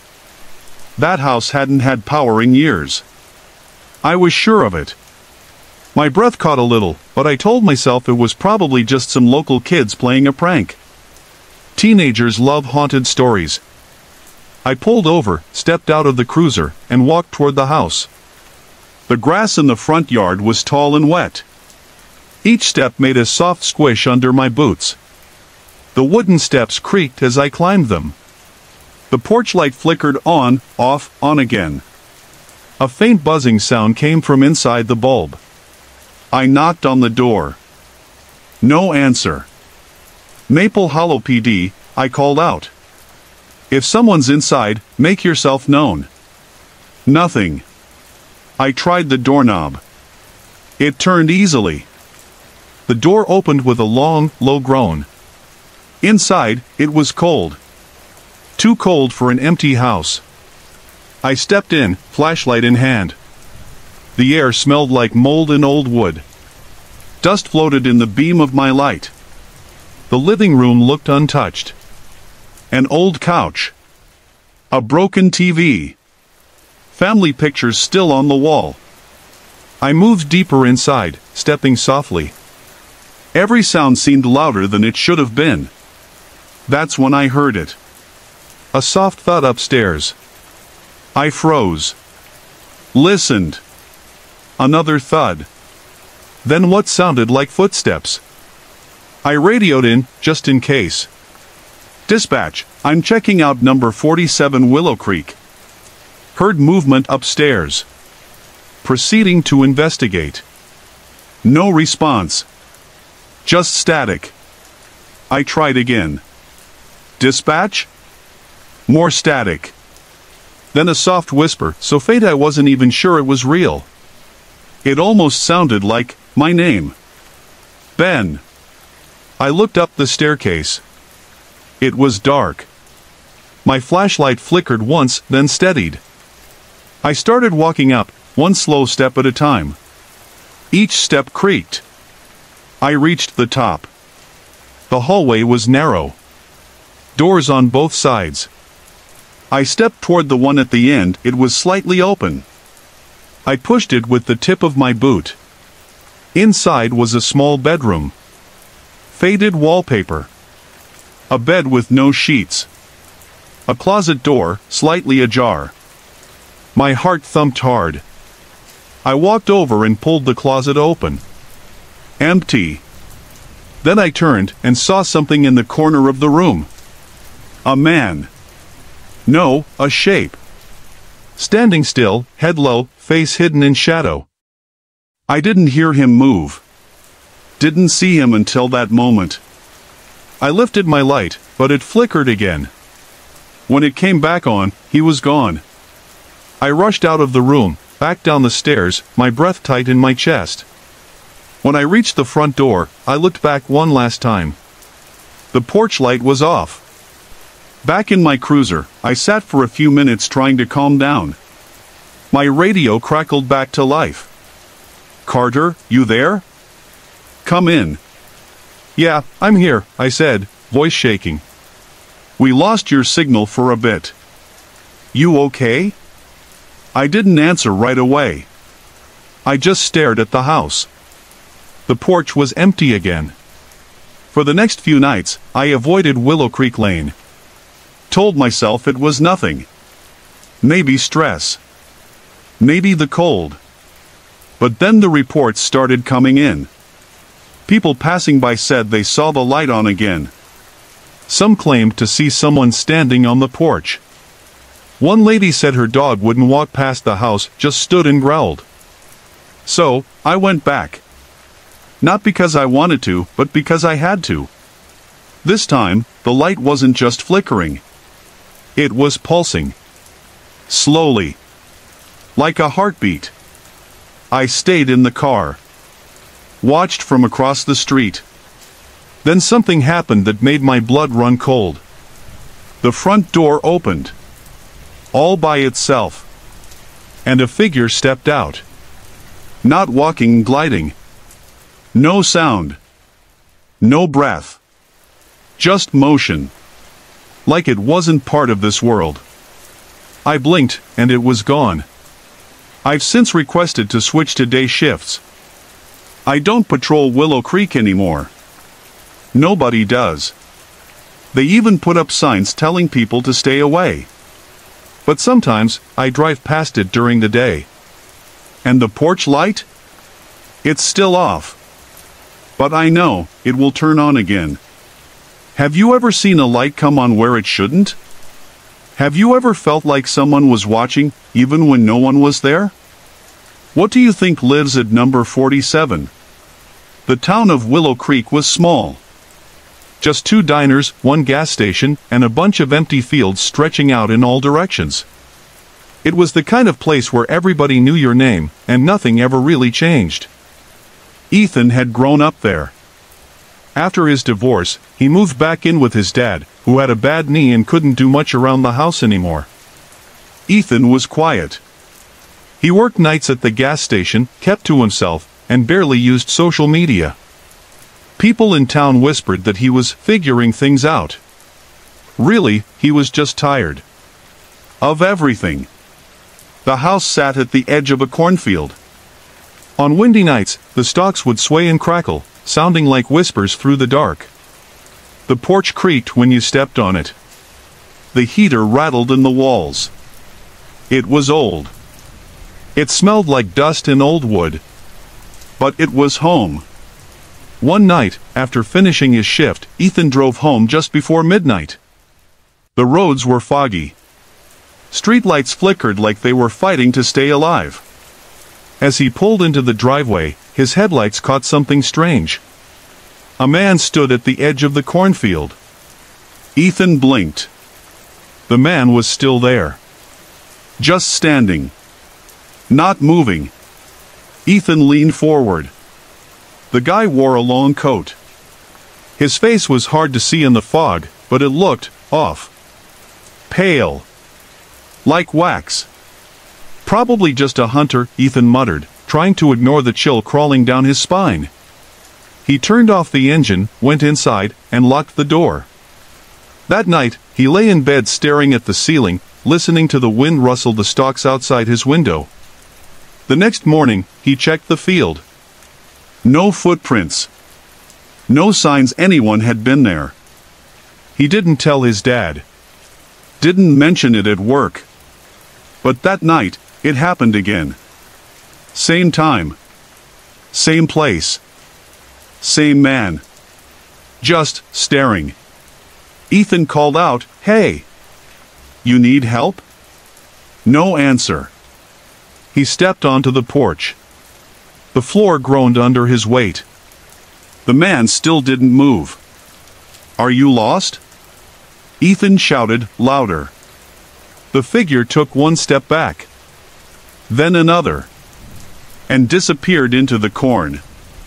Ethan ran to the edge of the field with a flashlight, but all he saw were rows and rows of tall, swaying stalks. Nothing else. That night, he barely slept. The third night, he set up an old security camera he found in the garage. A cheap one. Probably 15 years old. Still worked, though.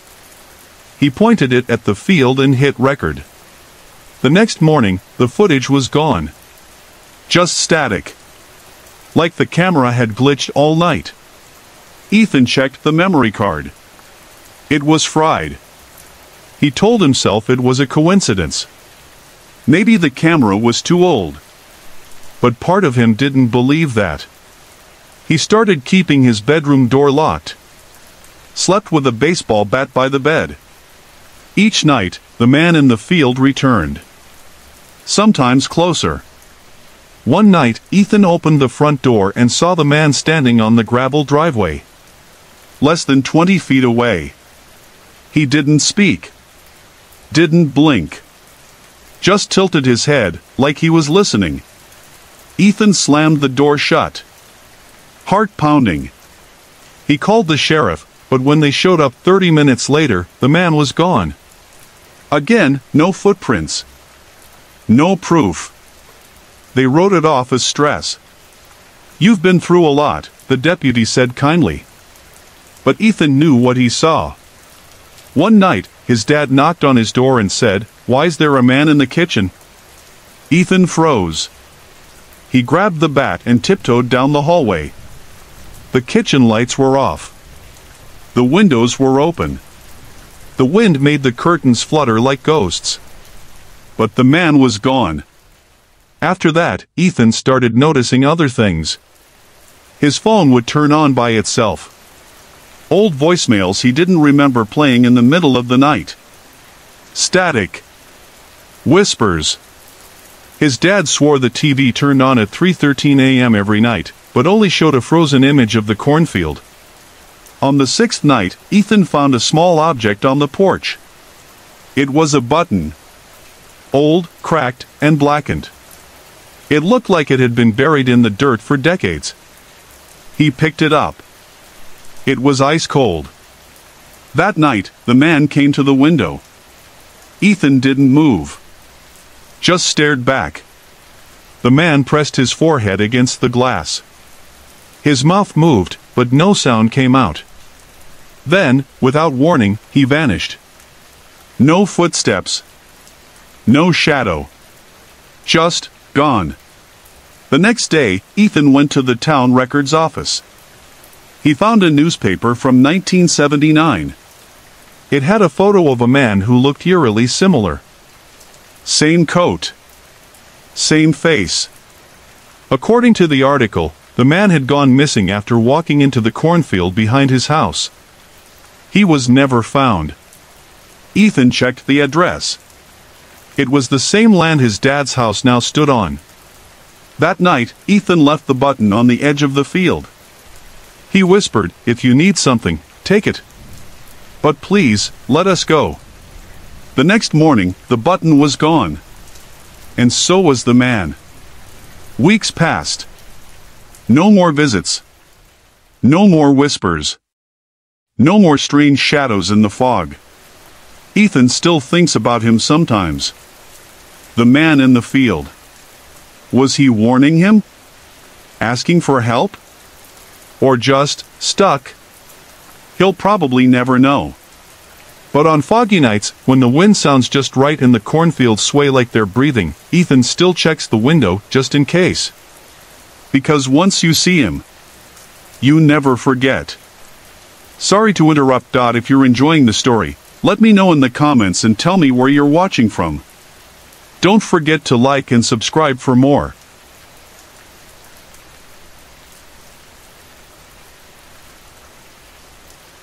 My name is Jake.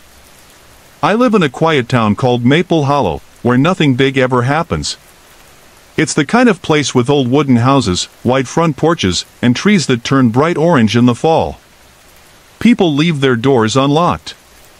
Kids ride bikes until dinner. I'm a mailman here. I've lived alone since my wife passed 2 years ago. Cancer.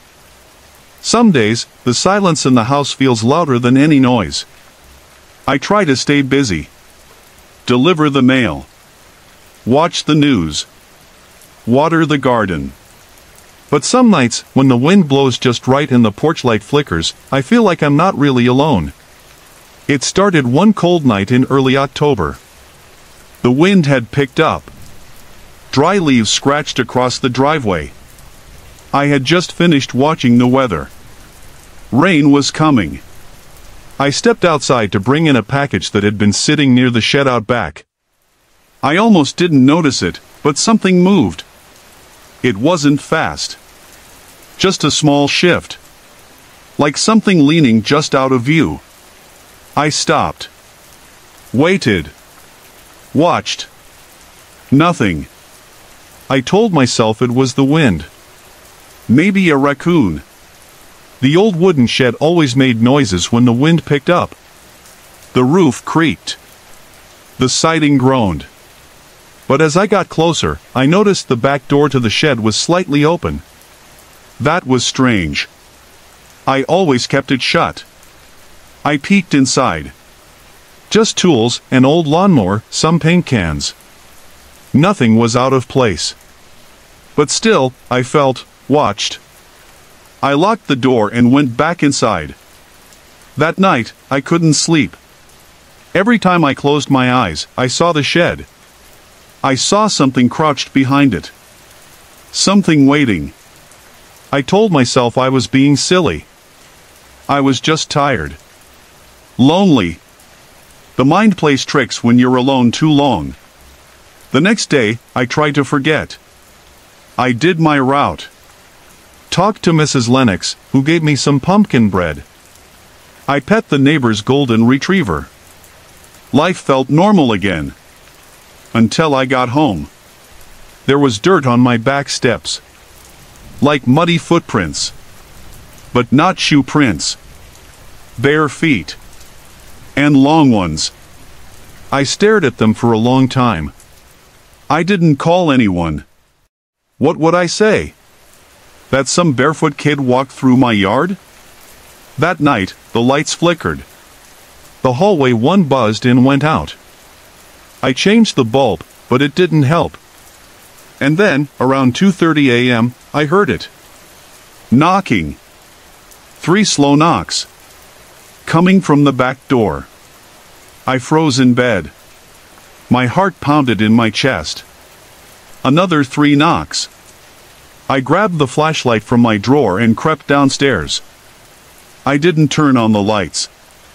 I just stood there, behind the curtain, listening.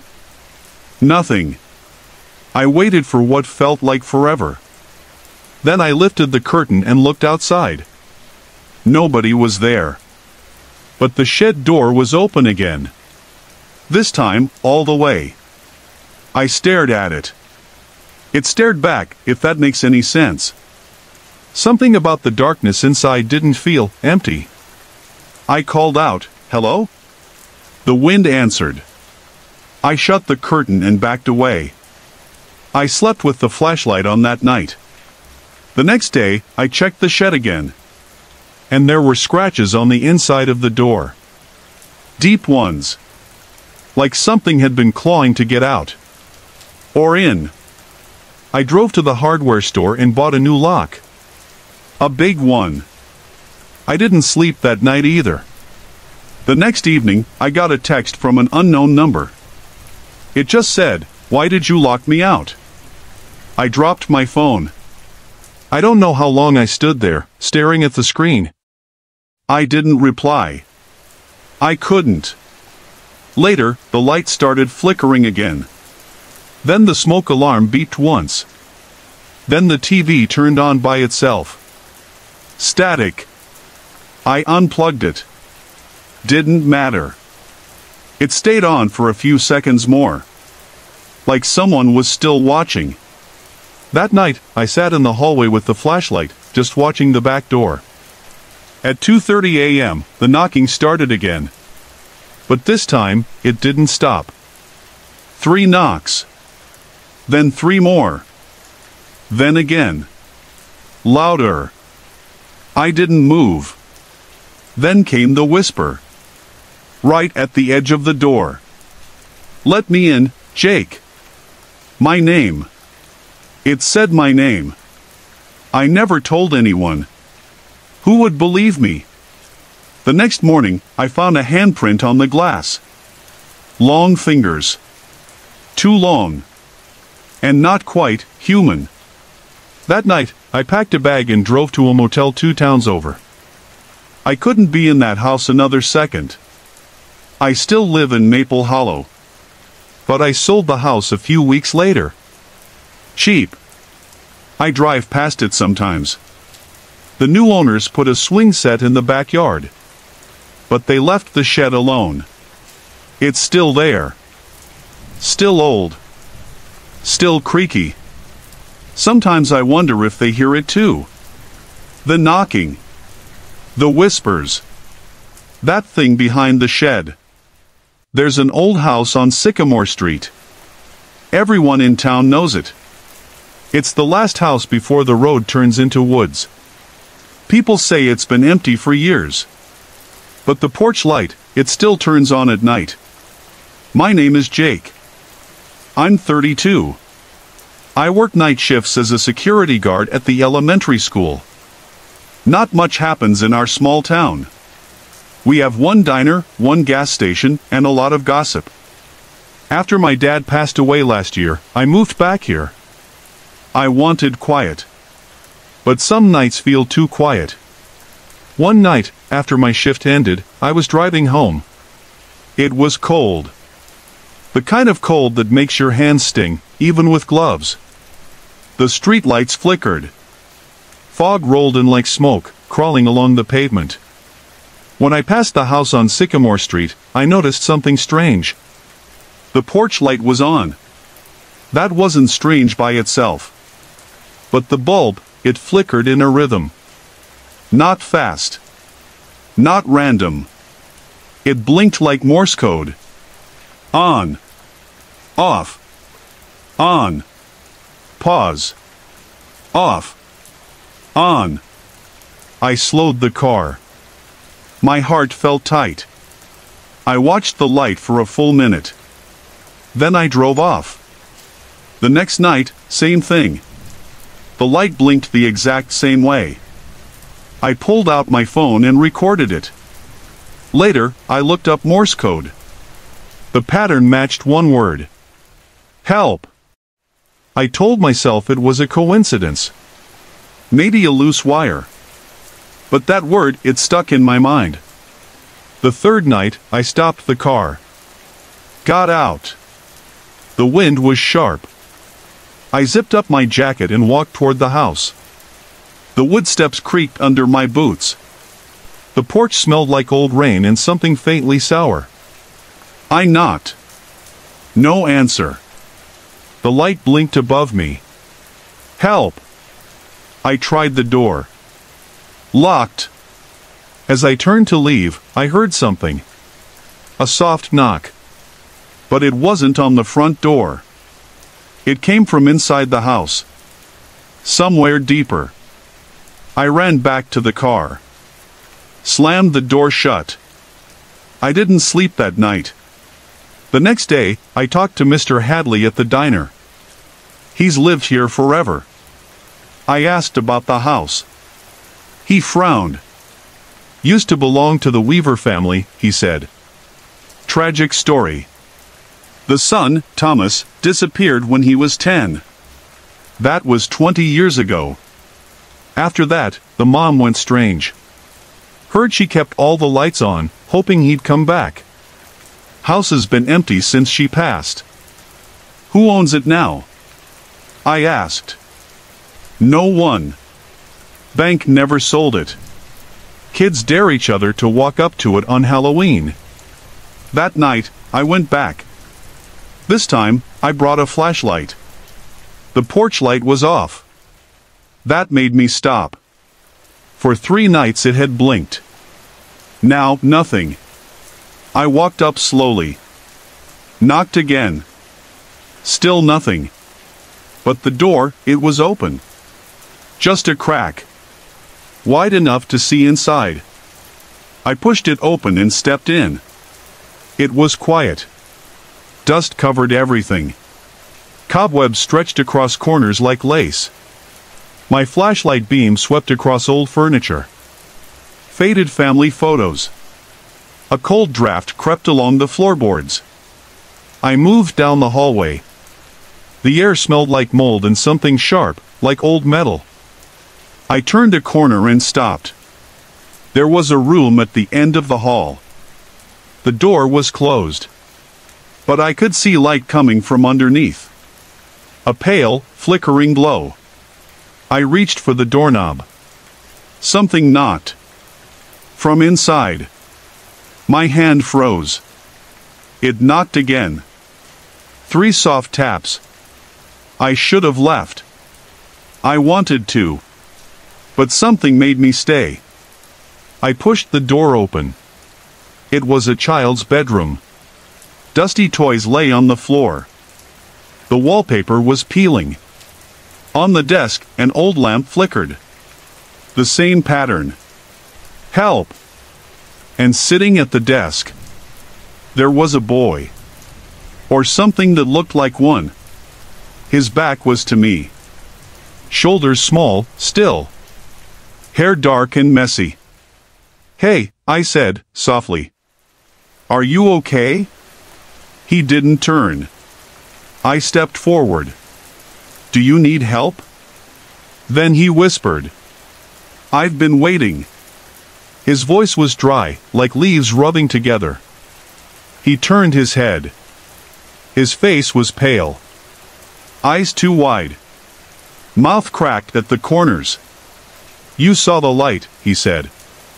I stepped back. He stood. "Don't leave me again," he said. I ran. Out the room, down the hall, through the front door. I didn't stop until I was in my car with the doors locked. My hand shook so badly I could barely put the key in the ignition. I didn't go back. But 2 nights later, the porch light came on again. Same pattern. Help! I tried to ignore it. Tried to sleep.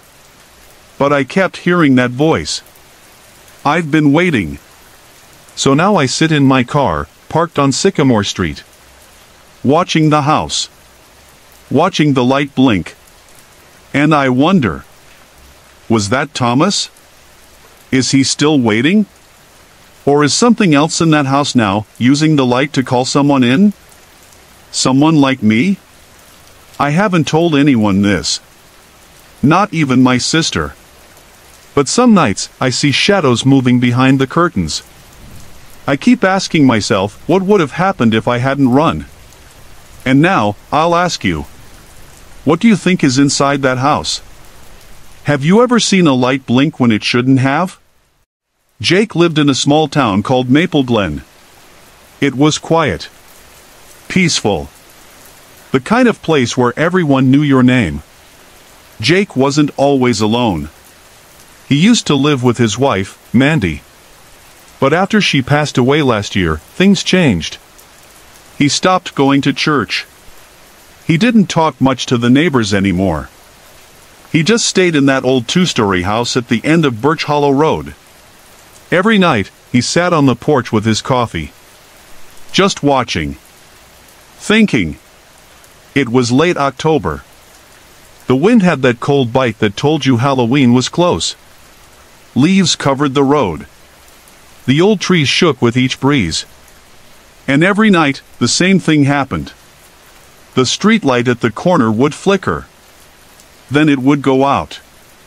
Jake didn't think much of it at first. Old wiring, maybe. The town never fixed things quickly. But then it started happening at the same time every night, exactly 11:13 p.m. One night, as he sat on the porch, he saw something under that light. A shape. It looked like a man, standing still. Just staring toward Jake's house. Jake stood up and squinted. But before he could get a good look, the light flickered back on and the shape was gone. He went back inside. Locked the door. The next night, the same thing happened. 11:13 p.m. light flickered. Shape appeared. This time, a little closer. Jake watched from the window. The shape didn't move. It just stood there, like it was waiting. When the light came back on, it vanished again. He told himself it was nothing. Maybe just someone playing a prank. Maybe his mind was playing tricks on him. Grief can do that. But it didn't stop. Each night, the figure came closer. It never walked. It never moved. It just appeared. Watching. Jake stopped sleeping. He started keeping the porch light on. But it didn't help. He even put a motion camera outside. One of those doorbell ones. The next day, he checked the footage. At 11:13 p.m., the camera glitched. A line of static. Then black. But in that split second before the screen went dark, he saw it up close. A pale face. Hollow eyes. Mouth open like it was screaming, but there was no sound. Jake threw the camera away. He tried to talk to someone about it. He called the sheriff's office. Could be kids, the deputy said. but we'll check it out. They drove by that night. Didn't see anything. But the next morning, the deputy called Jake. You said it shows up at 11:13, right? Yeah. We passed by at 11:10. All clear. But, after we left, the back window on our cruiser cracked. No impact. Just cracked from the inside. Jake didn't know what to say. That night, Jake stayed inside. He sat with a flashlight, his old hunting knife in his lap. The clock ticked closer to 11:13. And then, silence. No wind. No crickets. Just silence. Then the light outside flickered. And for the first time, Jake saw it standing at the edge of his porch. Not at the street. Not under the lamp. Right at his door. He didn't move. He couldn't. The thing looked human, but off. It wore old clothes. Its skin looked gray. Its eyes were empty, like black holes. Jake backed away slowly. The figure didn't follow. It just raised its hand and pointed at the house. The next thing Jake knew, it was morning. He woke up on the floor. His front door was wide open. The wind had blown leaves into the living room. But nothing was taken. Nothing was broken. Except for one thing. Mandy's photo, which sat on the fireplace, was cracked right across the middle. Jake moved out that week. Sold the house cheap. Said he wanted to be closer to family. No one questioned it. A few weeks later, a new family moved in. Young couple. Small kid. Jake never went back. But he did hear one thing. One night, around Halloween, someone posted on the town Facebook group. A blurry photo. A shape under the streetlight at the end of Birch Hollow Road. Captioned, "Anyone else see this guy at night?" Jake didn't reply. He just turned off his phone. But he never forgot. And neither will I. Because I was that deputy. And I still dream about that face.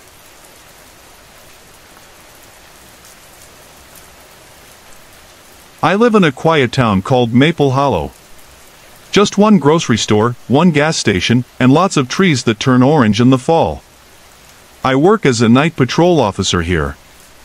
Nothing big ever happens. Until last October. It was a cold Thursday night. Wind rattled the dry leaves across the empty roads. I was parked at the edge of Maple Road, right where the forest begins. No one goes past that bend after dark. Locals say it's cursed. I never believed any of that. Just stories. But that night, something felt wrong. My radio crackled. Static. Then silence. I tried calling dispatch. Nothing. Just more static. That had never happened before. I got out of the car to stretch my legs. The air was freezing. My boots crunched over the fallen leaves. Everything was still. Too still. Then I saw him. At the very edge of the trees, where the road disappears into the woods, there was a man. He was just standing there. Not moving. Not even swaying in the wind. I called out, "Sir? Are you okay?" No answer. I stepped closer, my flashlight cutting through the fog. The man was wearing an old brown coat. His head was tilted down. His hands hung by his sides. I got a little closer. "You can't be out here. It's not safe. Do you need help?" Still nothing. I was about 10 feet away when he finally lifted his head. That's when I saw his face, or what should have been his face. There was nothing. Just smooth, pale skin where his eyes, nose, and mouth should be. Like clay that hadn't been shaped. My stomach turned. My knees almost gave out. Then he moved. Not like a person. It was like he glided backward into the woods. No footsteps. No sound. Just vanished into the dark trees. I stumbled back to my car, locked the doors, and sat there breathing hard. I tried the radio again. This time, it worked. Dispatch came through, clear as day. I didn't tell them what I saw. I just asked if anyone had reported a man in the woods. They hadn't. The next day, I drove back out to Maple Road in the daylight. The forest looked normal. No signs of anyone. But at the edge of the trees, where I had seen him, I found something strange. A set of footprints. Barefoot. Deep in the mud. But the weird part? There were no steps leading in. Just one set, walking out of the woods. I couldn't shake the feeling. Over the next few nights, things got worse. I started hearing knocks on my window at exactly 3:13 a.m. Every night. I live alone, and my house backs up to the woods. I'd jump out of bed and rush to the window, but no one would be there. One night, I left my porch light on. I watched through the blinds, coffee in hand, waiting. At 3:13, the bulb flickered. Then popped. The knock came. Soft. Just once. I opened the front door, flashlight in hand. Nothing. But when I stepped onto the porch, I found something sitting at my feet. An old sheriff's badge. Rusty. Worn. But it looked exactly like mine, only it had a different name carved in, Officer W. Daniels. There's no one by that name on our force. I brought it in and locked every door. I searched the archives at the station the next day. No Daniels listed anywhere. But I did find something buried in an old local newspaper from 1968. Officer William Daniels, 27, went missing while patrolling the edge of Maple Road. Last seen near the tree line. Body never recovered. My skin turned to ice. It had to be him. The man with no face. That night, I drove to Maple Road again. I sat in my cruiser, hands shaking. I spoke out loud. I know what happened to you. I'm sorry you were left out here. You don't have to keep knocking. The wind blew hard, almost like it was answering. Then I saw him again.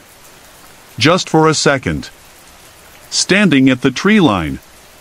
Head bowed. But this time, he raised his hand. Like a wave. And then, he was gone. The knocks stopped after that. No more flickering lights. No more strange footprints.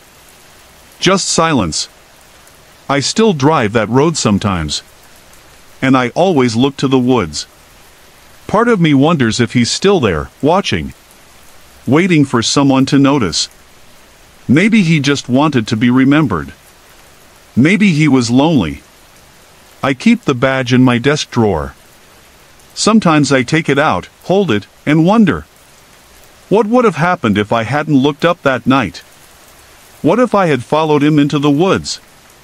Have you ever felt someone watching from the shadows, even when no one's there? Would you follow a ghost if it looked like it needed help?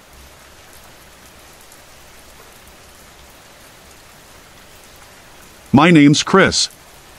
I'd been a deputy in a small town called Dunsmore, Nebraska, for almost 10 years. We don't see much trouble here, just the usual arguments, the occasional missing pet, and drunk teens at the lake. Life was simple. Until last fall. It was just after Halloween. The cornfields were dry, ready for harvest. The cold wind had a bite to it. Every night smelled like dry leaves and wood smoke. That's when it started. I was still grieving. My younger brother, Evan, passed away that summer. We were close. Too close. I wasn't sleeping well. I kept thinking I'd see him walking down our old gravel road. Some nights, I swore I heard him call my name. I figured it was just the grief. Then one night, I got a call from dispatch. "Chris, can you check out the Givens farm?" The owner said someone's been standing in his cornfield at night. Not moving. Just watching. I rubbed my face and sighed. "What time did he see him?" "Just now." Said the guy was there for over 20 minutes. Didn't move an inch. It was close, only a few minutes from my place. I didn't call backup. Thought maybe it was just a scarecrow someone forgot. But when I pulled up, the whole place felt wrong. The wind had stopped. The night was dead quiet. Not even a cricket. I grabbed my flashlight and walked toward the field. That's when I saw him. He was standing about 30 feet into the corn. Facing me. Still as a statue. "Hey!" I called out. "Sheriff's office." "Step out of the field." Nothing. I stepped closer, crunching over broken stalks. My flashlight beam hit his face.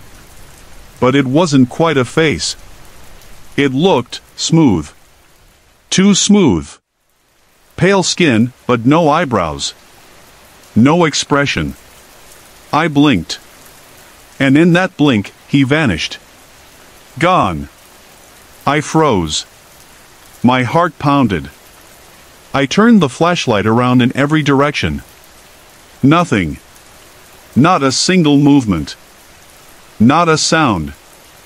I left that field faster than I care to admit. Next morning, I went back with the farmer. We walked the area. No footprints. No disturbed soil. Nothing. Just dry corn. I didn't report it officially. Figured it was a trick of the light. Or maybe my mind playing games with me. But then the calls started coming in. Every few nights, someone else would see the same figure. Just standing there. In fields, backyards, on the edge of the woods. Always just watching. Never moving. They all described him the same way. Tall. Pale. No real face. People in town started locking their doors extra tight. Kids stopped playing outside after dark. And I started dreaming about him. I'd see him standing at the foot of my bed. I couldn't move. Couldn't speak. I'd wake up soaked in sweat. Then one night, I got a call from an old lady named Martha. "There's a man in my yard," she said, her voice shaking. "He's by the swing set. Just watching." I raced over.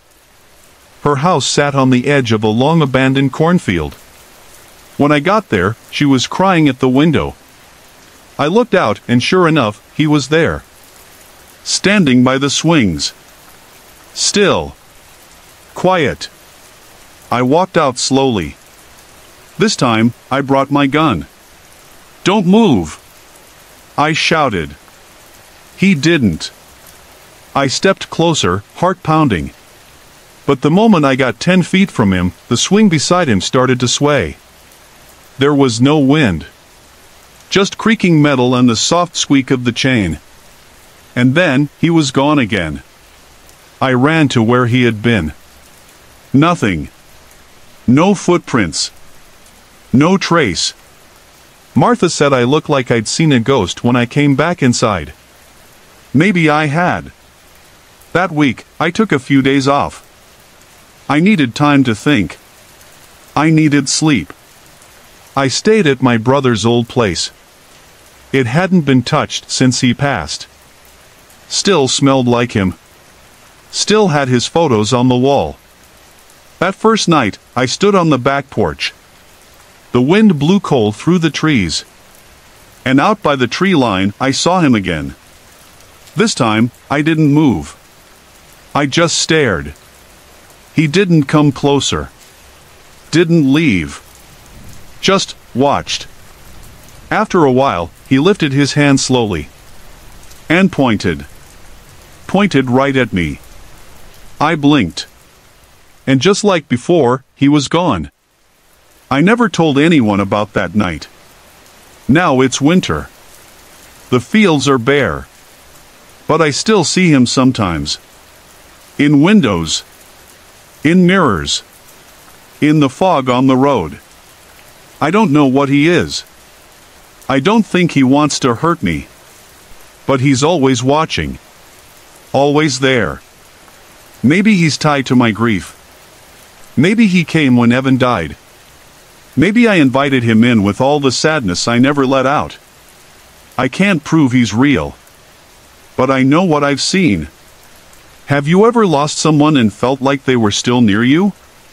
Like something was lingering in the shadows? What if that something didn't want to leave? What if it couldn't? I used to be a small-town cop in Maple Hollow, Maine. It's the kind of place where the fog settles low, and the trees seem to whisper when the wind picks up. Folks don't lock their doors. Everyone knows each other. At least, they used to. I lived alone in a modest house on Birch Lane. My wife passed 2 winters ago. Cancer. After that, the nights started to feel colder. Emptier. I didn't sleep much, but I kept showing up to work. That's all I really had left. It started on a quiet Thursday evening in late October. The air smelled like wet leaves. My radio was silent. I was doing a slow patrol around the east side of town, where old homes sat half-forgotten and overgrown. That's when I saw it. There was an abandoned house at the end of Sycamore Street. White paint peeling. Windows boarded up. It hadn't had power in years. But that night, one of the upstairs lights was on. Faint yellow. Steady. I parked the cruiser and got out. The grass crunched under my boots. I remember the cold air stinging my nose. I knocked. Nothing. No footsteps. No movement. But the light upstairs stayed on. I radioed it in. Told dispatch I'd check it out myself. The front door was locked, but the back creaked open with just a little push. Inside, the smell of mildew hit me hard. The floor groaned with every step. I climbed the stairs, my flashlight cutting through the dust. At the top, the door to the room with the light was wide open. And the bulb? It wasn't flickering. It wasn't buzzing. Just glowing. Soft. Warm. Out of place. The weird part? The switch was off. I unscrewed the bulb, pocketed it, and left. Told myself someone had been squatting there. Maybe hooked up a generator. I wrote the report. Closed the file. But the next night, the light was on again. Same room. Same warm glow. This time, I brought backup. My partner, Ellie, checked every room with me. Nobody there. No footprints. No signs of entry. And again, the bulb was on with the switch still off. We killed the power to the house completely at the breaker. Took out every bulb. Locked the place up. But 2 nights later, the light returned. It became a routine. We'd find the light. Remove it. It would return. Always in the same room. Same soft glow. Never brighter. Never dimmer. It was like the house didn't want to be forgotten. Then came the dreams. I started seeing her. My wife. Standing in that upstairs room, staring out the window. Her back to me. Her voice faint, like a breeze whispering through branches. She kept saying, "Don't let the light go out." I thought it was grief messing with my head. Maybe it still was. But Ellie started having dreams too. She didn't tell me at first. Said it felt wrong. But after her 3rd nightmare, she came clean. She said a man was standing in the room. facing the wall, breathing loud, like he was waiting for something. But the scariest part? He was humming a tune she remembered from her childhood. A lullaby her mom used to sing. That's when we stopped going to the house. But the light didn't stop. People in town started noticing it. Kids dared each other to run up and peek through the cracks in the boards. One boy swore he saw someone waving from the upstairs window. An old woman, smiling. We boarded it up tighter. Posted signs. Put up cameras. But the footage? It always came out blank. Static. Like the house erased whatever came near it. Then, one night, I got a call. Ellie had gone back. She never told me why. Her cruiser was parked outside the house. Driver's door open. Engine running. But she was gone. I ran through the front door with my gun drawn. Upstairs, the room was glowing again. The bulb humming softly. Ellie was sitting on the floor, eyes closed, hands in her lap. Breathing slow. Calm. When I called her name, she opened her eyes and whispered, "She forgives you." I asked what she meant, but she didn't answer. We walked out together, not saying much. She took a few days off after that. Eventually, she transferred to another district. Said Maple Hollow didn't feel right anymore. Neither did I. I retired 2 months later. But I still drive by the house. The light's always on. No matter the season. No matter the weather. Sometimes, I park across the street and just sit there, watching. Sometimes, I think I see her in the window, my wife. Just standing there. Watching back. I haven't gone in again. Not since that night. Maybe I'm scared of what I'll find. Or maybe I already know. Do you believe places can remember us? Hold on to us? Have you ever passed a house that felt like it was waiting for someone to come home? Just don't let the light go out. Sorry to interrupt. If you're enjoying the story, let me know in the comments and tell me where you're watching from. Don't forget to like and subscribe for more.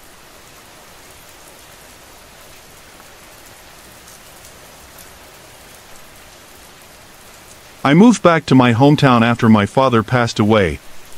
The house felt too quiet without him. He was the sheriff of Pine Hollow for 20 years. Everyone respected him. Everyone loved him. I was just the son who left and came back too late. It was late October. The trees were almost bare. Cold wind passed through the town like a warning. I stayed in Dad's house, an old one-story place with creaky floors and fading wallpaper. It smelled like pine and old memories. At night, I'd sit on the porch, just listening. The town felt different. Still quiet. Still safe. But somehow heavier. Like the air carried something unseen. The first strange thing I noticed was the streetlight. There's one on Hollis Road. Right outside the old Prescott house. That place has been empty since the fire 10 years ago. No one ever rebuilt. The land just sits there burnt, fenced, and forgotten. The streetlight flickered. Not always. Just sometimes. Just at night. I didn't think much of it at first. Streetlights go bad. No big deal. But then one night, it blinked off. Just as I drove by. And came back on after I passed. Weird. Coincidence. Then it happened again. And again. 3 nights in a row. Each time, I felt a chill run down my arms. Not from the wind. From something else. I started asking around. Folks at the diner. Old friends. No one else noticed anything strange. Or maybe they didn't want to say. One night, I parked across from the streetlight. just to watch. The sky was clear. Cold. A few clouds floated by. The wind rattled dry leaves down the sidewalk. At exactly 11:13 p.m., the light blinked off. The road turned black. My breath caught. The air suddenly smelled burnt, like wood and old smoke. Then the light flicked back on. And I saw something. Someone. A figure standing right under the pole. Thin. Still. Dressed in black. Head tilted like they were listening. I turned on my high beams. Bright white light washed the road. The figure was gone. I blinked. Rubbed my eyes. Nothing. I told myself I was tired. Grieving. Seeing things. I didn't sleep well that night. Next evening, I sat on the porch again. Same hour. Same wind. Same chill in the air. At 11:13, all the power in the house went out. Everything. Even my phone. I stepped outside. The town was dark. Only the streetlight on Hollis Road was still glowing. Solid yellow. Not flickering now. I watched it from a distance. And then I saw it again. The same figure. Only this time, it looked like it was staring toward me. Not moving. Not blinking. I stepped off the porch, heart pounding. I don't know why I walked toward it. Just a few steps. Enough to get a better look. But the closer I got, the more the air changed. It was heavier. Like I was underwater. And the smell returned, burnt wood and old ashes. The light blinked off. Total darkness. Then I heard it. A voice. So soft I couldn't tell if it was in the air or in my mind. He knew what he did. Then silence. The light came back on. And the figure was gone. The next morning, I went into Dad's office. His old notebooks. Case files. I found something strange. A file on the Prescott House fire. Arson. But no one was ever charged. Witnesses had mentioned a man fleeing the scene. Tall. Black coat. Disappeared before police arrived. The fire killed a mother and her daughter. I flipped to the end of the file. Dad's handwriting. One line. He's watching that street. Every night. I shut the folder. My hands were shaking. That night, I didn't sit on the porch. I stayed in bed. Lights on. But at 11:13, the power went out again. And I swear, from my window, I saw the glow of that one streetlight.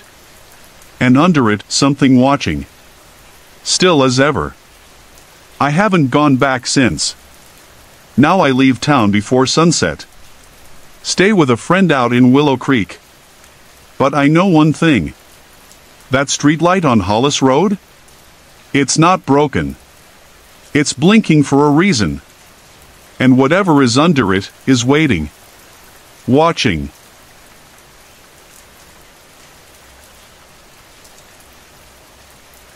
My name's Chris.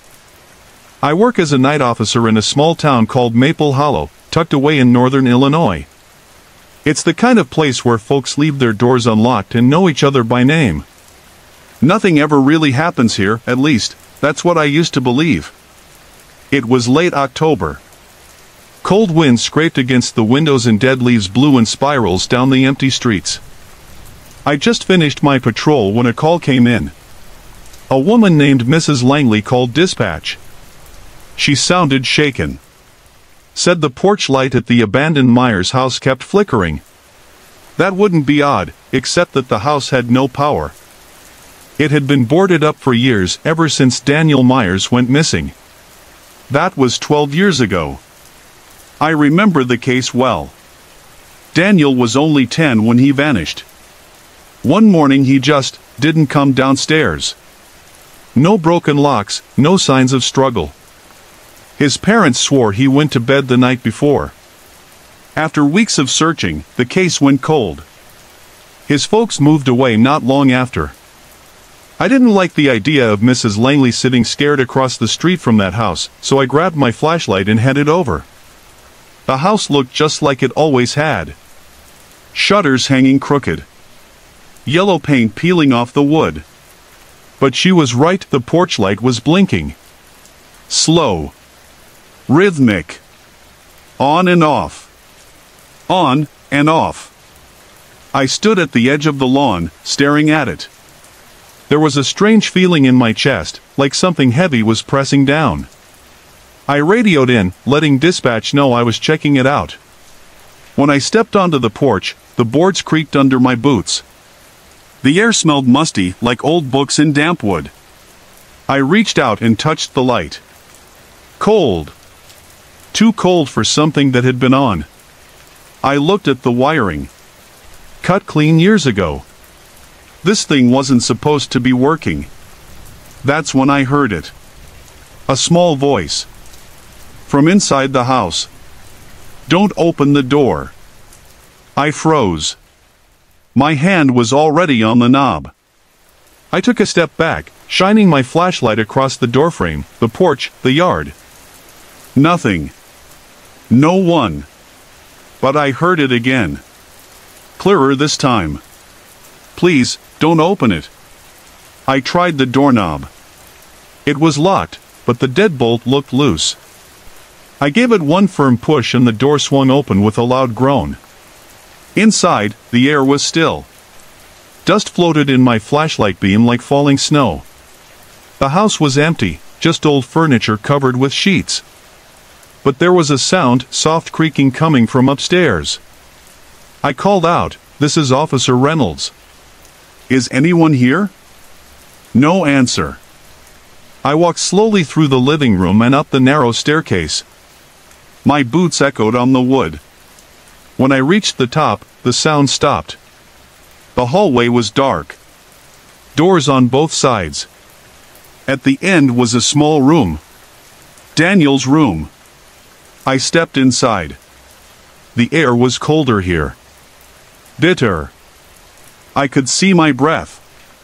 The walls were covered in old posters. Dinosaurs. Planets. A baseball glove still sat on the shelf. I moved the light across the floor and saw it, a line of small footprints. Bare feet. Leading from the bed to the closet. My heart pounded as I followed them. I opened the closet door. Empty. But then, a whisper. Right behind me. He never left. I spun around. No one. But something caught my eye. On the desk sat an old tape recorder. I hit play. A boy's voice came through. "If anyone finds this, he's still in the house. Don't let him out." The tape clicked off. I backed away slowly. My fingers were cold and stiff. I turned and left the room, walked down the stairs without looking back, and stepped out onto the porch. The light had stopped flickering. It was off now. I radioed dispatch. Told them the house was clear. Just to be safe, I asked for someone to put in a maintenance order to seal it up again. As I walked back to my cruiser, I looked once more at the house. A curtain on the second floor moved. Just slightly. That night, I couldn't sleep. I kept thinking about that voice. That whisper. He never left. The next day, I asked the station for the old Myers file. Inside was a photo of Daniel, smiling, missing a front tooth. But on the back, someone had scribbled something in red ink. 3:13 a.m. No other notes. No context. That night, I set an alarm. I stayed up. At exactly 3:13, I looked out my bedroom window. And the porch light at the Myers house turned on. I didn't report it this time. I didn't go back. Not because I'm scared of what I might find, but because I'm scared the door might open and something might come out. I live in a small town called Elk Hollow, tucked between foggy hills and pine forests. It's quiet, peaceful, almost too peaceful. People here wave at you even if they don't know your name. Nothing really happens until something does. I'm Officer Jake Miller. I've been on the local police force for nearly 15 years. Small town stuff, noise complaints, deer on the road, the occasional bar fight. Nothing like what happened last October. It was late fall. Cold air cut through your jacket. The kind of cold that gets into your bones. The leaves had fallen, the streets were slick, and fog rolled in every night like a slow-moving blanket. I was working night shifts 10 p.m. to 6 a.m. because my wife had left a few months back and the quiet hours helped me think. One night around 2:30 a.m., I was patrolling near Pineview Road. It's a dead-end street near the edge of town, not far from the old train tracks. I had just finished my coffee when I saw a small figure standing at the crosswalk. It was a boy. Maybe 8 years old. He wore a red hoodie and jeans. No jacket. No shoes. I slowed down and rolled down my window. "Hey, kid, you okay?" He didn't answer. He just stared. His face was pale, and his eyes, they didn't blink. I parked and got out.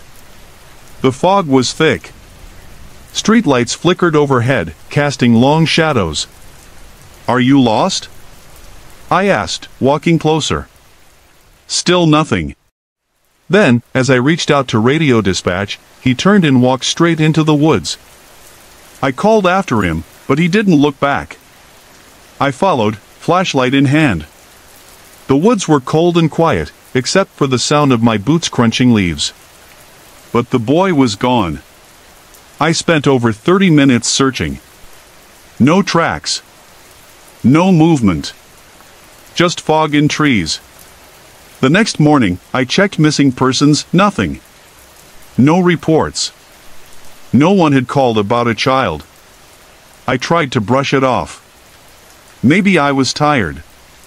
Maybe it was just a prank. But I couldn't shake the feeling. Something about his face stayed in my mind. The next night, around the same time, I drove past that same crosswalk. He was there again. Same clothes. Same dead stare. I didn't get out this time. I stayed in the car, headlights on him. I turned on the dash cam, but the screen just showed static. I blinked, and he vanished. Not walked away. Not ran. Just gone. I didn't report it. Who would believe me? I started avoiding Pineview. Took other routes.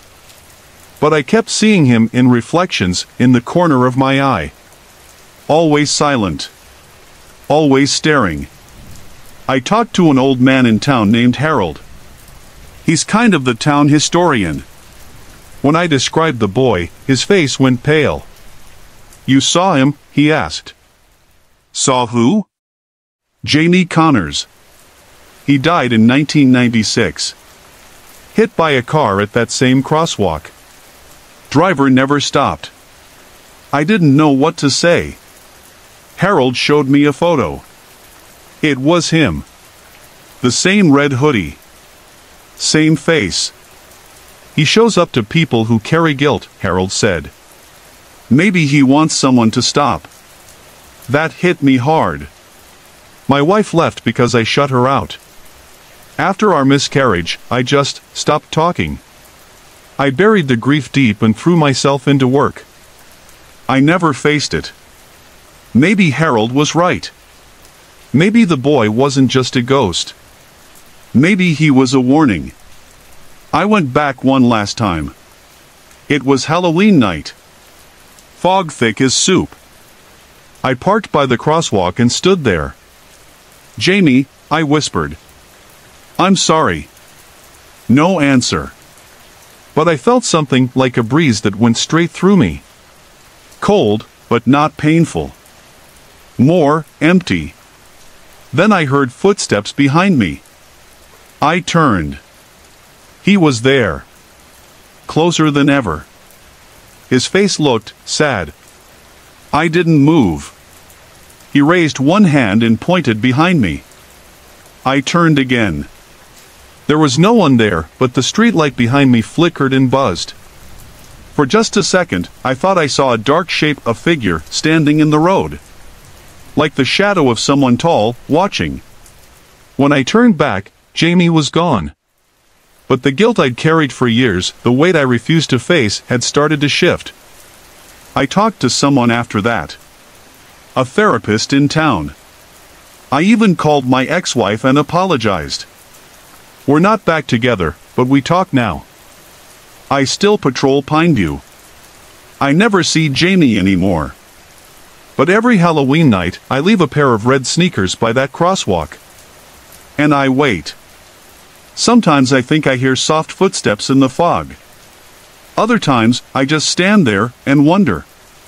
What do you think he wanted from me? Have you ever seen someone who shouldn't be there? Would you stop if they were standing in the road?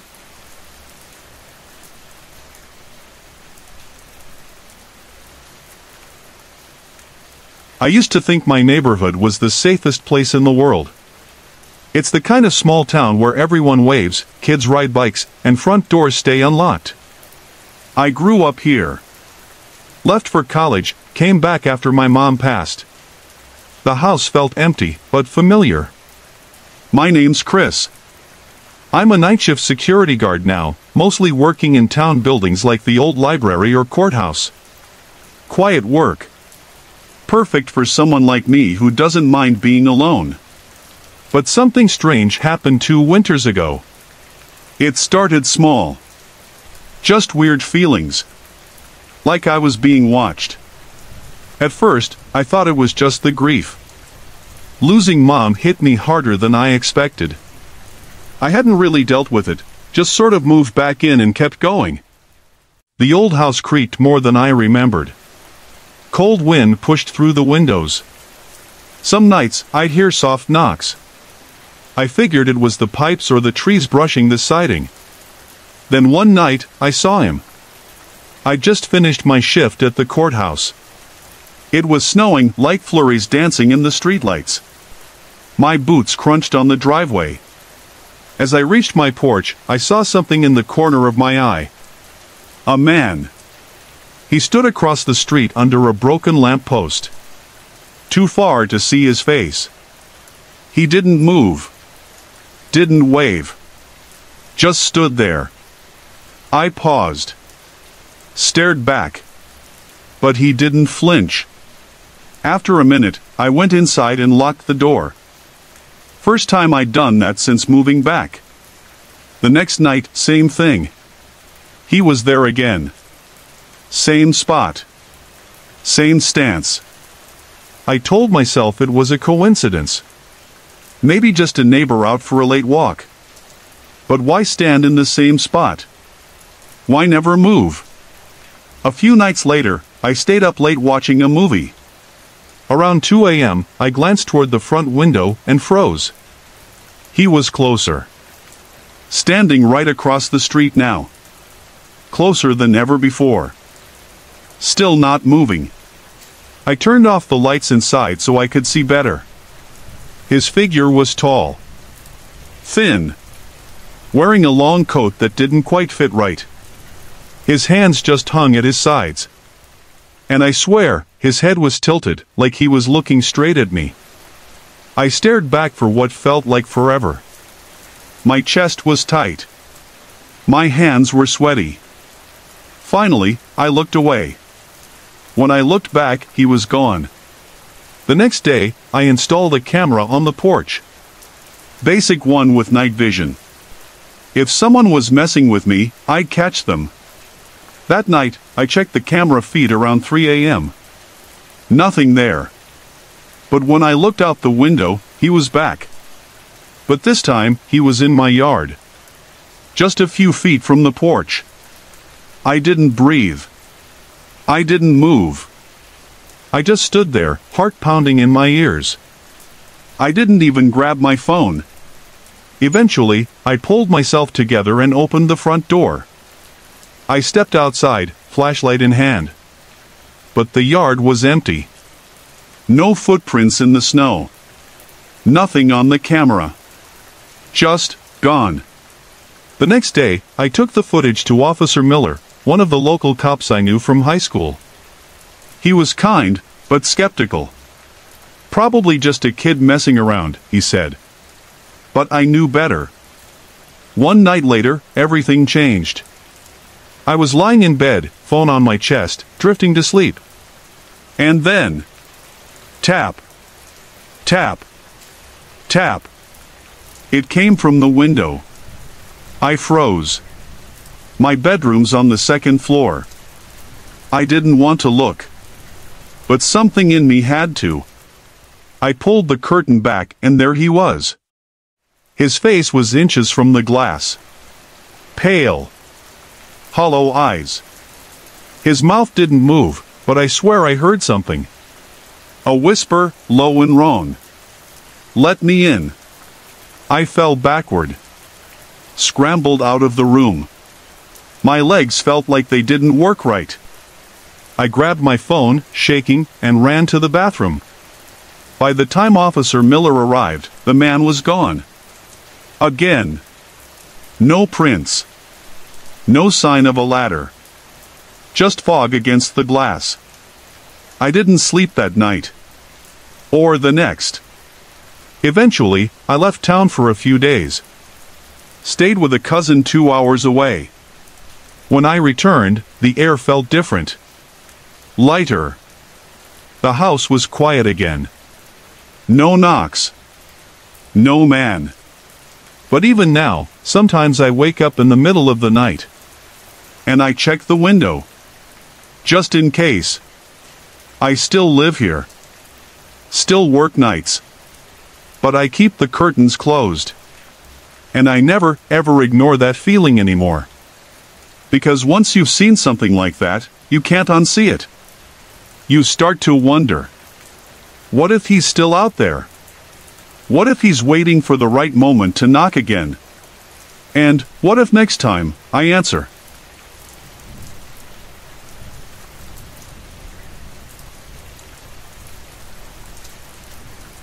The night air was cold and sharp, and the wind whispered through the bare branches outside my window. My name is Megan, and I live in a small town called Maplewood. It's the kind of place where everyone knows your name, but sometimes that can feel like a cage. It was late October, just a few days before Halloween. The leaves had mostly fallen, leaving the streets covered in dry, rustling piles. The streetlights flickered on and off, casting long shadows on the cracked sidewalks. I lived in an old wooden house on Elm Street. It creaked and groaned as if it had stories to tell. Tonight, those sounds seemed louder than usual. I'd been feeling lonely since my husband passed away last year. The grief was heavy and made the silence in the house feel even deeper. I tried to keep busy by scrolling through social media, but lately, my phone acted strange. Sometimes it would turn on by itself, showing only black screens or strange static. I told myself it was just a glitch, but it felt like something else was watching me through the screen. One night, as the wind howled outside, I heard a soft tapping on the window. My heart jumped. I told myself it was just a branch brushing the glass, but the tapping came again, slow, steady, like a code. I looked out but saw nothing but shadows. I was about to close the curtains when my phone lit up with a message. It was from an unknown number. The message read, "I see you." I froze. The words were simple but chilling. I didn't reply. Instead, I put the phone down and tried to breathe calmly. Was someone playing a cruel joke? Or was something darker at play? The next day, I told my friend Jake about the messages.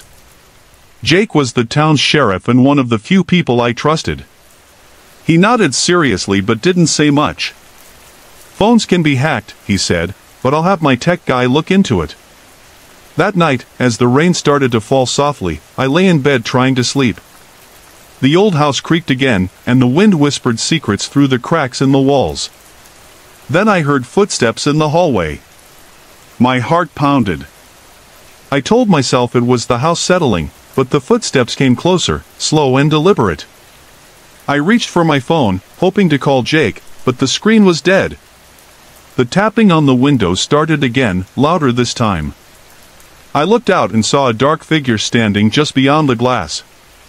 I couldn't make out a face, only a shadow with glowing eyes that seemed to pierce the night. I blinked, and the figure was gone. My breath came in short gasps. Was I dreaming? Or was the house haunted by something more? Days passed, and the strange messages continued. Sometimes they said simple things, like "You're not alone" or "I'm here."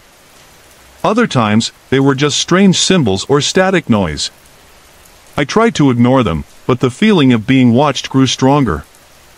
One evening, Jake came over with his tech expert. They examined my phone carefully. "No signs of hacking," the expert said. "But the signal is coming from inside your house." That sent a chill down my spine. Someone or something was inside my home.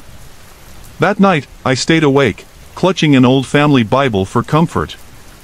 The house seemed alive with whispers and shadows. At midnight, I heard the soft sound of a music box playing from the living room. The melody was familiar, but I hadn't heard it in years. I crept downstairs, heart racing. The music box sat on the mantelpiece, spinning slowly on its own. I reached out to stop it, but the moment I touched it, the music stopped, and a cold breeze swept through the room. Suddenly, my phone buzzed with a final message: "It's time." The lights flickered and went out. The house plunged into darkness. I sat there, alone with my thoughts and the eerie silence. What do you think happened next? Was it a ghost trying to reach out, or something darker hiding in the shadows? Have you ever felt watched in your own home, like someone was there when no one should be? I still wonder about that night, and sometimes, when the wind howls and the lights flicker, I swear I hear that music box playing softly in the distance.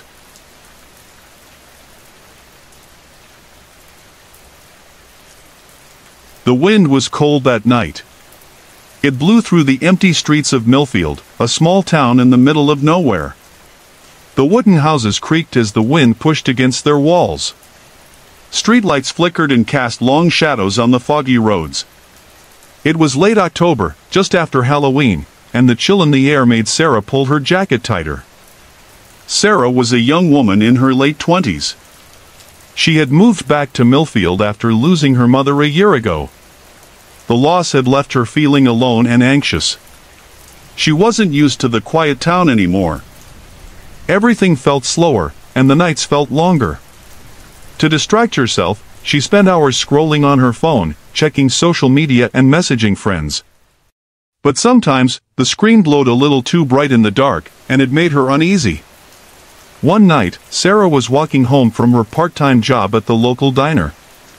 The street was empty except for the sound of leaves rustling under her feet. As she passed the old Henderson house, she noticed the porch light was on. The house had been empty for years, but tonight, that light was flickering softly, like a candle in the wind. She stopped and looked closer. The windows were dark, but she thought she saw a shadow move behind the curtains. Her heart beat faster. She told herself it was probably just a stray cat or a trick of the light. Still, she quickened her pace. At home, Sarah locked the door behind her and sat down on the couch. The soft hum of the heater filled the room.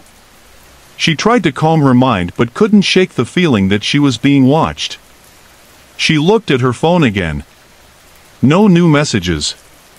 No missed calls. But then, an alert popped up, a notification from an app she didn't remember installing. The message said, "I see you." Sarah's breath caught in her throat.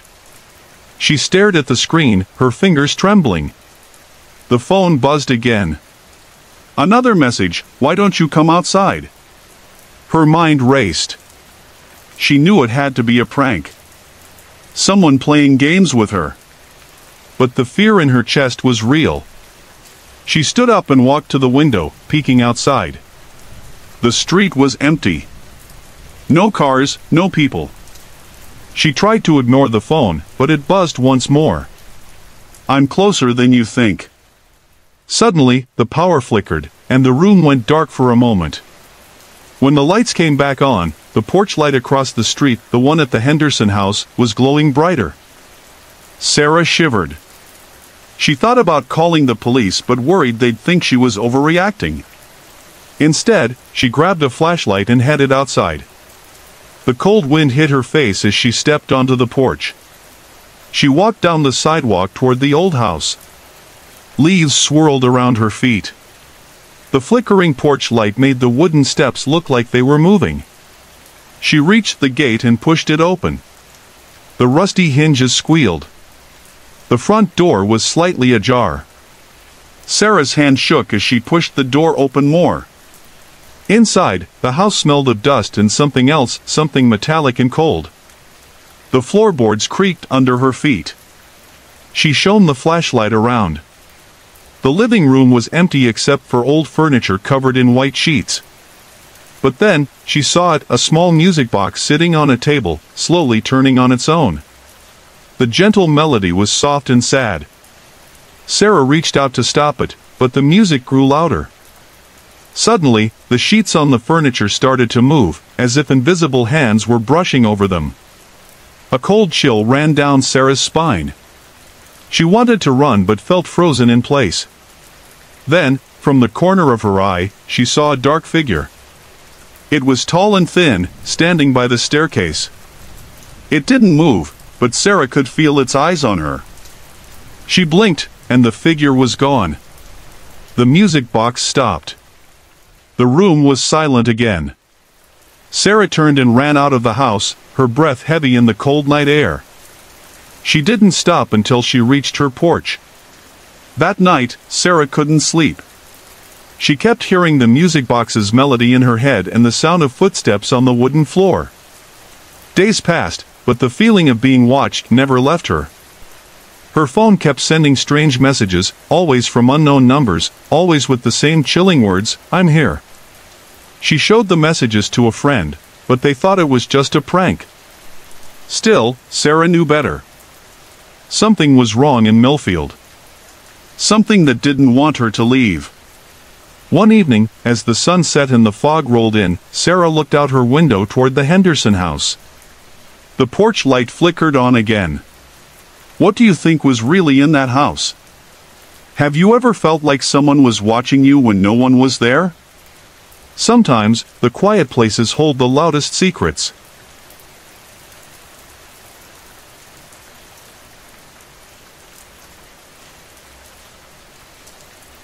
Chris lived alone in the quiet town of Pine Hollow.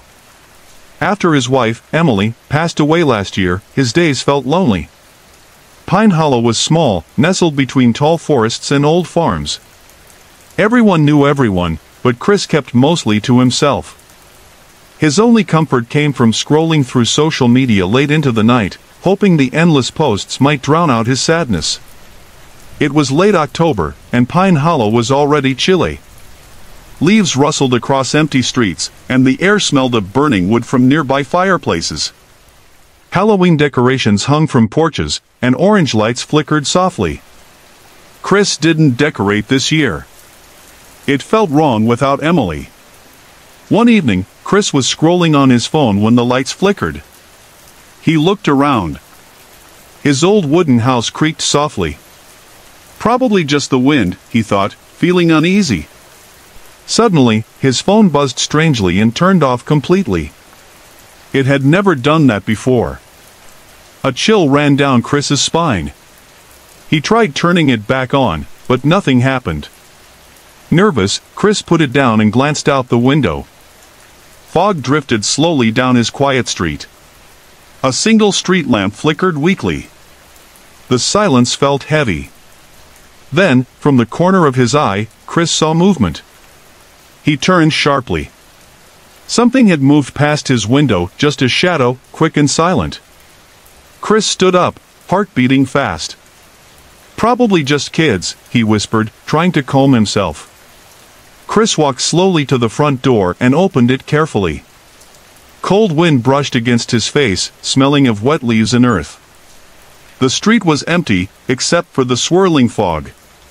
Chris stepped onto his porch, feeling the old wood creak beneath his feet. The street light flickered again and then went out completely. He felt suddenly very alone. A quiet whisper floated through the air. "Chris." Chris's eyes widened. "Hello," he called softly, his voice shaky. No answer. He stepped off the porch, looking down the foggy road. His breath formed small clouds in the cold air. He turned to go back inside when another whisper came from behind him, closer this time. "Chris, why did you leave me?" His heart stopped. That voice, it sounded exactly like Emily. Chris turned quickly, breathing fast, but saw nothing but fog. His hands trembled. "Emily?" he asked, afraid of the silence that followed. A soft laugh echoed from the shadows. Chris felt dizzy, confused. His phone buzzed loudly from inside the house, making him jump. He ran back inside, picking it up. The screen glowed a strange pale blue. A single message appeared, from Emily's account. "I miss you, Chris. Come find me." Tears filled Chris's eyes. This couldn't be real. Emily was gone. But the message felt so real, so familiar. His phone buzzed again, this time showing a picture of the old farmhouse at the edge of town. It had been abandoned for years. Chris felt pulled by some invisible force. He grabbed his jacket and stepped outside again, shivering from more than just the cold. His heart pounded with fear and hope. He walked through empty streets until he reached the edge of town. The farmhouse loomed ahead, dark and silent. Its old wooden boards creaked in the wind. Chris approached slowly, feeling the air grow colder with each step. The house smelled musty and damp. Inside, shadows danced along cracked walls. Chris called softly, "Emily?" His voice echoed back to him, sounding strange and distant. Then, he heard footsteps upstairs, soft, slow footsteps. He climbed the stairs, feeling each step bend beneath his feet. At the top, he saw an old bedroom door slightly open. Chris pushed it gently. Inside, an empty rocking chair swayed slowly, as if someone had just stood up. "Emily," he whispered again. Suddenly, his phone buzzed loudly, startling him. Another message appeared, "Look behind you." Chris turned slowly, heart thudding in his chest. Standing in the doorway was a figure, covered in shadows. Chris couldn't see the face, but he felt Emily's presence. "Why did you leave me alone?" the shadow whispered. "Emily, I never wanted to," Chris said, tears streaming down his face. The figure moved closer, slowly stepping into the pale moonlight. Chris froze. The shadow had no face, only darkness where eyes and mouth should have been. Chris stepped back, suddenly terrified. "You left me alone, Chris," the shadow repeated softly. "Now, you can stay here with me forever." Chris ran out of the room, down the stairs, and burst into the cold night air. He didn't stop running until he reached his own porch, breathless and shaking. Once inside, he locked the doors, heart racing wildly. He sat in darkness, staring at his phone. Another message flashed softly, "I'll always be waiting." Chris never went near the farmhouse again. But sometimes, late at night, his phone buzzes softly, glowing pale blue. And he wonders, deep down, if maybe it really is Emily reaching out to him. What do you think happened to Chris that night? Have you ever felt someone you lost reaching out to you? Hey everyone! I put a lot of effort and heart into creating these videos just for you. If you're enjoying the content, I'd love to hear from you. Drop a quick comment below and let me know where you're watching from and what time it is for you right now. Your support means the world to me, and it keeps me motivated to bring more awesome videos your way.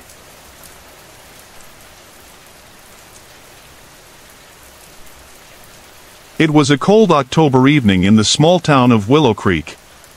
The wind was sharp, blowing leaves across the quiet streets.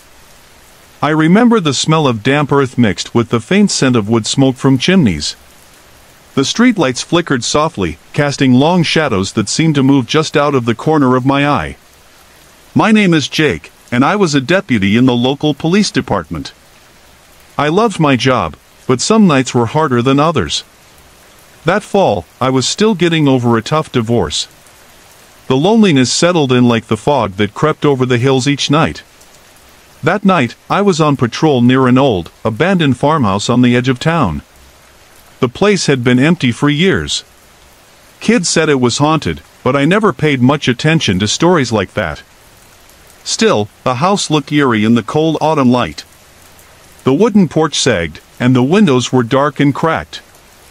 As I drove by, I noticed the porch light was on. That didn't make sense. The house had no electricity hooked up. My heart beat faster. I slowed down and pulled over. I got out of my car. The wind pushed against me, carrying the sound of creaking wood and dry leaves rustling. I walked toward the house, the gravel crunching under my boots. When I reached the porch, the light suddenly flickered and went out. I stood there, the cold air pressing on my skin. Then, I heard a soft noise inside the house, like whispers, but just barely. I tried the door. It was unlocked. I stepped inside. The air was heavy with dust and a faint smell of something burnt. The floorboards creaked beneath me. I called out, "Hello? Anyone here?" No answer. I pulled out my flashlight and swept it around. The beam caught old furniture covered in sheets and peeling wallpaper. As I moved deeper, my radio crackled with static. The signal was weak here. Suddenly, I saw a shadow moving just past the doorway. I blinked. It was gone. I told myself it was my mind playing tricks. Then I noticed a music box on a small table. It was open and playing a soft, haunting melody, though there was no wind or power to make it work. I reached out to close it, but the lid slammed shut on its own. A chill ran down my spine. I felt like I wasn't alone anymore. I heard footsteps upstairs.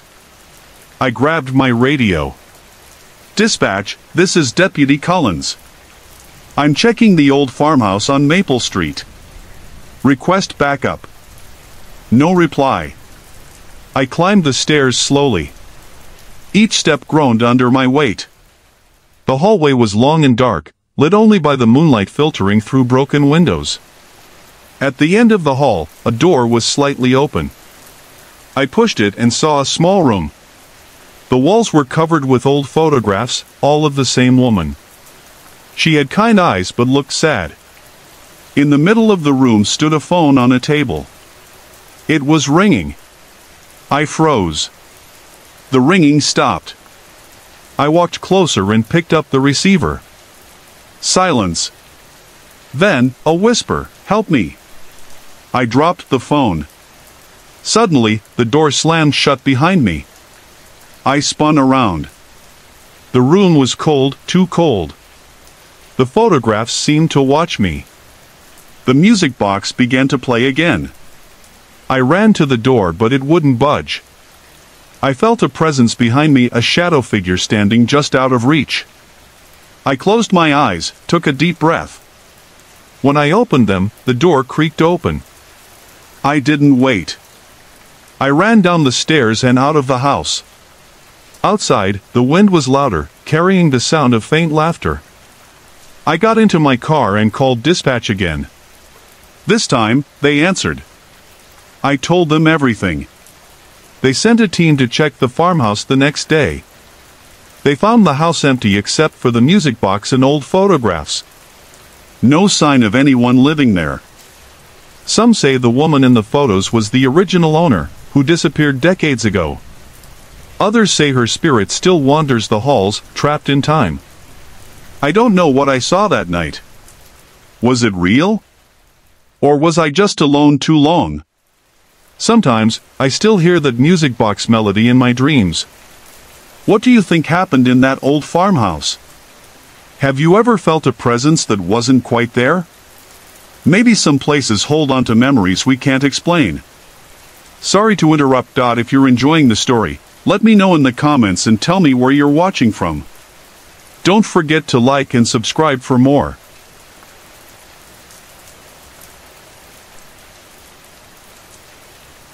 The air was cold that October night in the little town of Pine Hollow. The wind whispered through the tall pines, carrying the smell of damp leaves and old wood. Streetlights flickered weakly along the quiet road, casting long shadows that danced like ghosts. The old houses stood still, their creaky porches and cracked windows watching over empty yards. Jake had lived in Pine Hollow all his life. He was a local police officer, used to the calm and slow pace of small-town life. But lately, things had felt different. Since his wife passed away a few months ago, Jake felt like he was drifting. The silence in his old house pressed on him, and his nights were full of restless thoughts. That night, Jake sat in his living room, the soft glow of his phone screen the only light. He scrolled through messages but couldn't focus. The world felt distant. Suddenly, the screen flickered and went dark. He tapped it, but nothing happened. The battery was full, he was sure of it. Strange. He stood and walked to the window. Outside, the fog had thickened, wrapping the town in a soft white blanket. He noticed the streetlight across the road blinking on and off, like a warning. Then, just for a moment, a shadow moved near the edge of the woods. Jake blinked. Maybe it was just his tired eyes playing tricks. He went back to his couch and tried the phone again. This time, the screen lit up, but a new message popped up. It was from an unknown number. "You're not alone." Jake's heart quickened. He checked the phone, but the message was gone. He thought maybe it was a prank. Still, he felt uneasy. He turned off the phone and set it on the table. A sudden knock came at the door. Jake froze.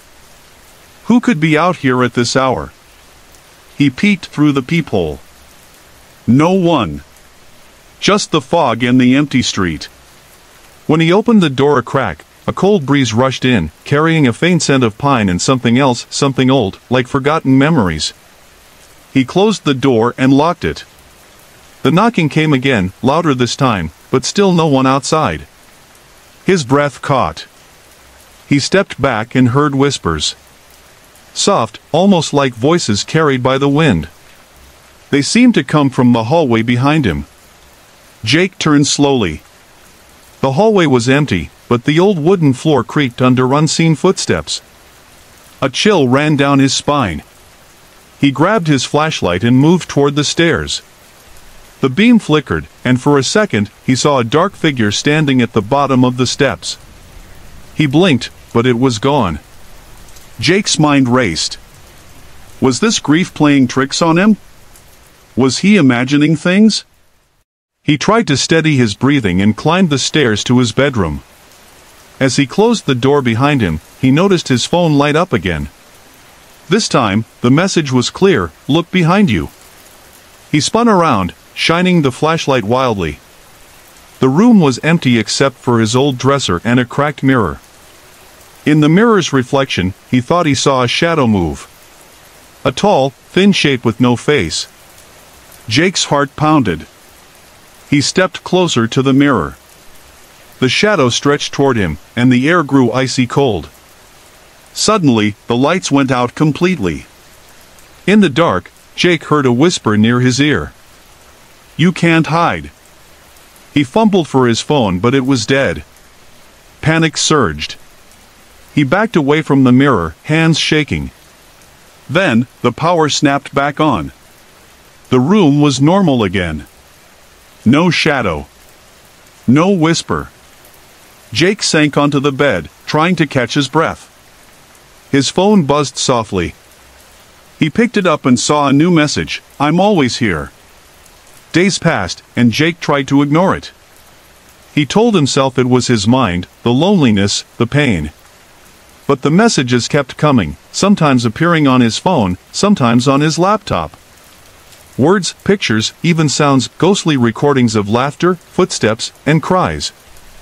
One night, he showed the messages to Megan, his closest friend. She listened quietly and said, "Jake, maybe it's time to face what's haunting you." Together, they researched the history of Jake's house. It turned out it was built on land once owned by a woman named Eliza, who disappeared mysteriously a century ago. Legend said her spirit still lingered, lost and restless. Jake felt a strange connection. Was this shadow Eliza? Or was it something darker? One cold, windy night, Jake sat on his porch, wrapped in a blanket. The fog rolled in thicker than ever. He thought about the messages, the shadow, the whispers. "What do you want from me?" he whispered. The wind seemed to answer with a soft sigh. Jake realized some questions might never be answered. But maybe that was okay. Maybe some shadows were meant to stay just out of reach. Have you ever felt like something unseen was watching you? Something waiting in the fog, just beyond the streetlight's glow? What do you think happened next?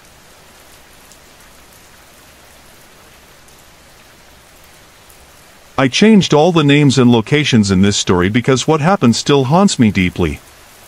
Even sharing this feels risky. It happened late one night, and I've been paranoid ever since. My heart pounded in my chest as our SUV bounced off the gravel road and tore through dense brush. It had been weeks since we'd heard from Mike's team. They'd vanished without a trace, like smoke drifting away on a windy afternoon. Then suddenly, a distress call broke through our radio, a strange message filled with numbers repeating endlessly. "Are we sure this is the place, Sergeant Reed?" I asked, my voice shaky over the static-filled comms. "Command confirmed it," Reed replied, voice steady but tense. "Stay alert." The SUV stopped abruptly, and thick fog rolled in heavier, swallowing everything around us. We stepped cautiously into the silence. What was once the bustling military outpost near Pine Lake now stood silent and empty, buildings nothing but dark shells with broken windows and doors hanging open. A small town filled with life just weeks before was now a ghost town. Reed motioned for silence as we moved ahead, boots crunching softly on broken glass and rubble. Signs of a recent, frantic struggle were everywhere: overturned chairs, torn clothing, spent bullet shells littering the ground. The base felt chillingly deserted, filled only with our breathing and the distant, repetitive drone of numbers broadcasting through abandoned speakers. As we approached the command center, the voice grew louder, echoing endlessly in the eerie fog, drilling into our minds with every step. Inside the command center, stale air pressed down on us, the room lit dimly by blinking screens. The radio continued repeating those numbers monotonously. 58247, 58247. "What do you think it means?" whispered Private Emily Carter, eyes wide as she scanned the shadowy corners. "Commander Griffin might have known," Reed said quietly, his expression grim. Commander Griffin had been Mike's team leader, now lost alongside his unit. We pushed deeper into the abandoned buildings, desperate for clues, a survivor, anything. But nothing prepared us for what we found in the lab. The lab door hung crookedly, forced open with violent intent. Inside, the air was thick, reeking of chemicals and decay. Glass shards from shattered vials covered the floor, desks overturned as if abruptly abandoned mid-experiment. And then, in the dim glow of emergency lights, we saw them. Bodies scattered everywhere, the remains of Mike's unit. Their faces frozen in twisted horror. It was a massacre without explanation. No obvious injuries, no bullet wounds, just expressions of terror. Emily gasped, drawing our attention to a corner. There, amid scattered papers and abandoned research, lay Commander Griffin. His lifeless fingers gripped a notepad. Scribbled hastily across it were the numbers, 58247. Below, a chilling sentence, "They're coming for us." The words hit me like a blow. Who was coming? Was the distress call not a plea for help, but a warning? The reality crashed over us. This wasn't a rescue mission. We were walking straight into a trap. Panic surged, tightening around us. The fog thickened, pressing closer, almost suffocating. We had no choice but to escape. We fled through the blinding mist toward the distant lights of our SUV, the relentless chant of numbers echoing after us like whispers in the fog. Just as the vehicle appeared through the gloom, a shadow stepped out, cloaked in darkness, freezing me to my core. "We have to move now." Reed's urgent shout snapped me back into focus, his fear raw and unmistakable. Our training covered countless threats, but nothing prepared us for this unknown horror. We scrambled frantically into the vehicle. Emily's hands shook uncontrollably as she grabbed the radio, desperation in her voice. "This is Echo Team to command. We need immediate extraction from Pine Lake Outpost. Do you read me? Over." Static hissed, and the chilling numbers interrupted her frantic calls. 5, 8, 2, 4, 7, 6, 5, 4, 3, 2, 1. The numbers gnawed my mind. What could they possibly mean? The abandoned base faded into the thickening fog behind us, the shadowy figure disappearing with it. Yet, the dread stayed, clutching tightly to my heart as we raced toward uncertainty. Reed finally broke the tense silence. "We can't let it end like this. We have to find out what happened to Mike's team. We owe them that much." I couldn't agree more. Visions of those terrified, lifeless faces haunted my thoughts, driving a deep, unshakable need for answers. Dawn's soft light began creeping into the sky, bringing clarity but no relief. Surviving the night felt like the first step in a darker, longer journey. Armed with only those haunting numbers and disturbing memories, the true horror of what happened to Mike's team remained unknown. Even now, those numbers keep me awake, whispering questions that have no answers. What truly happened at Pine Lake Outpost? Who or what was coming? And are we truly safe, or is this only the beginning of something far worse than we ever imagined? Hey everyone! I put a lot of effort and heart into creating these videos just for you. If you're enjoying the content, I'd love to hear from you. Drop a quick comment below and let me know where you're watching from and what time it is for you right now. Your support means the world to me, and it keeps me motivated to bring more awesome videos your way.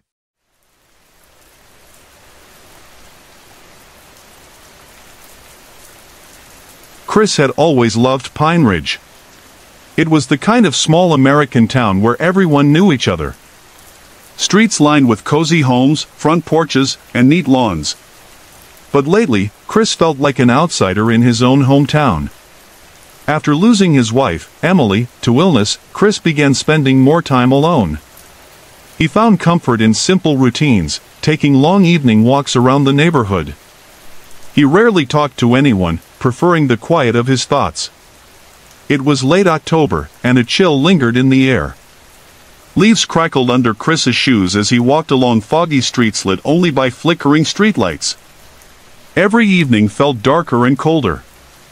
One night, Chris's phone buzzed in his pocket. He took it out and saw a strange message from an unknown number. "We miss you, Chris." He stared at the screen, feeling a cold shiver run down his spine. Probably just some prank, he thought. He ignored it and kept walking. But soon, his phone buzzed again. "Why don't you visit anymore?" Chris felt anxious. His heart beat faster. He glanced around nervously, but the streets were empty. Just cold wind whispering through the trees. The texts continued for days, each message becoming stranger.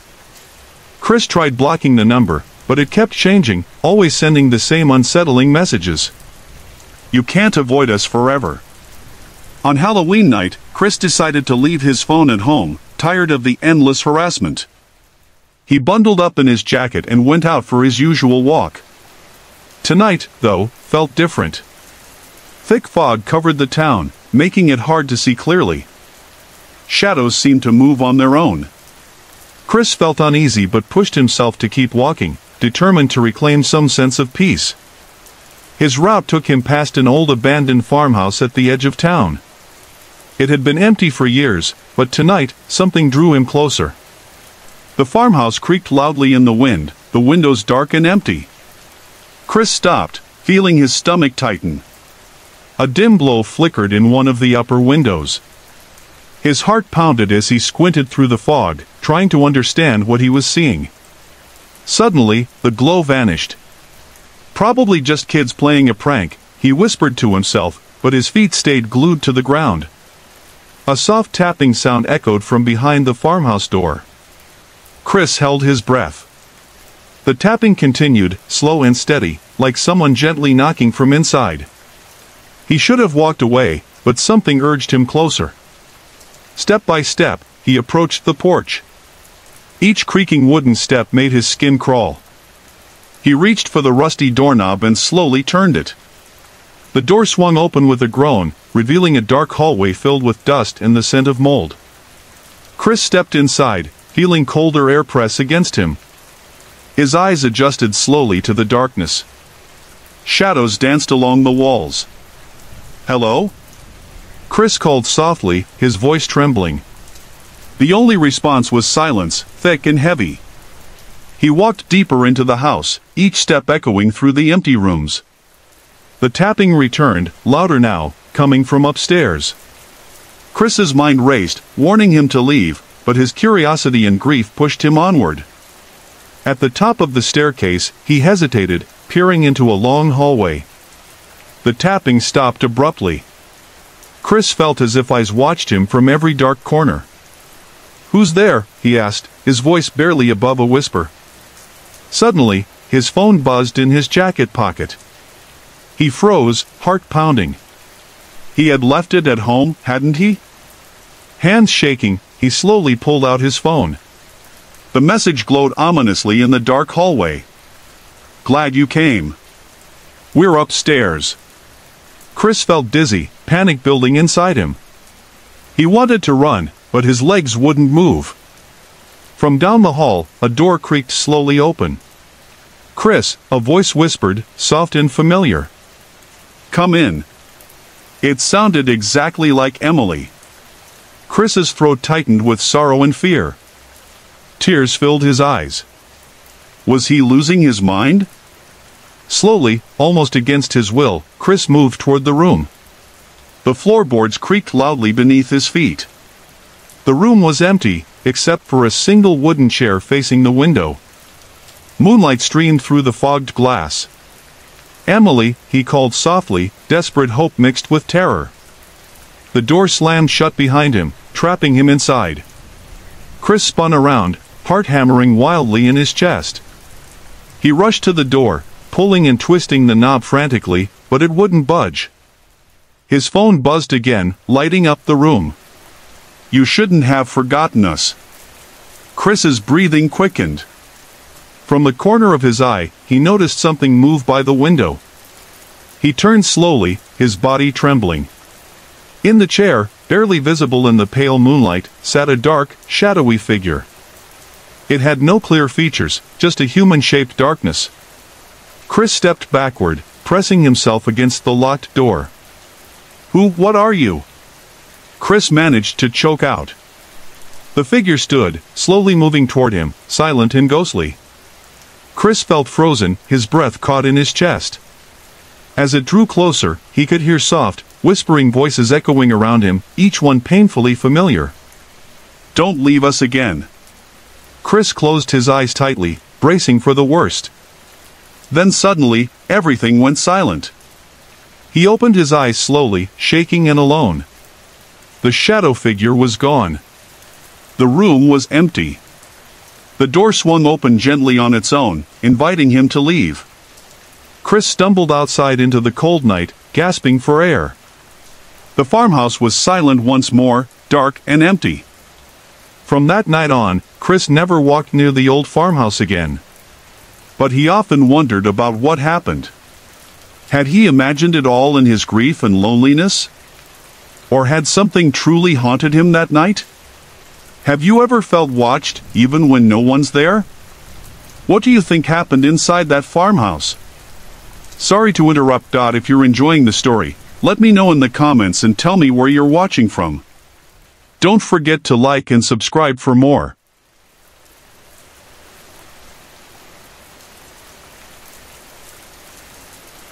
It was late October in a quiet little town called Pine Creek. The leaves were turning brown and orange, and the wind carried a cold whisper through the streets. Officer Jake Parker was finishing his shift. He was tired, not just from work, but from life itself. He had lost his wife a year ago and struggled with the silence she left behind. Jake drove slowly through the foggy streets, watching the streetlights flicker above. Everything seemed calm, yet he felt a strange tension in the air. He parked his car and stepped out onto the sidewalk. His breath appeared in small clouds before him. Just as Jake reached his door, his phone buzzed softly in his pocket. He pulled it out and saw a message from an unknown number. It read, "I can see you, Jake." He looked around quickly, feeling suddenly uneasy. The street was empty, silent except for the rustle of leaves. He told himself it was a prank. Halloween was close, after all. Shaking his head, Jake stepped inside his old wooden house. The floorboards creaked softly under his feet. He locked the door and checked the windows, trying to calm himself. "It's just someone playing a joke," he whispered. Inside, the house felt colder than usual. Jake rubbed his hands together, hoping to chase away the chill. He switched on the TV, letting the quiet hum fill the emptiness around him. As he settled on the couch, another message appeared on his phone, lighting up the room softly. "Look behind you." Jake's heart raced, and his skin turned cold. Slowly, he turned his head. Nothing but the empty hallway stared back at him. He stood up and checked each room carefully, his breath quickening as he moved through the house. But nothing was out of place. Feeling silly, Jake placed his phone on the coffee table and tried to relax. The TV flickered slightly, catching his eye. He stared at the screen, watching as the picture turned to static. He frowned, confused. He reached for the remote, but before he touched it, a faint whisper drifted from the TV. "Jake!" He froze, a chill racing down his spine. The static cleared, and a blurry figure appeared on the screen. Jake could barely see a face hidden in shadow, but he felt it staring directly at him. Suddenly, the screen went black, and the room fell silent again. Breathing heavily, Jake took a step back, bumping into the table. He grabbed his phone, ready to call for help. Another message flashed across the screen. "Don't leave me, Jake." The words made his stomach tighten. The message felt deeply personal. He knew he shouldn't reply, but something inside him needed to.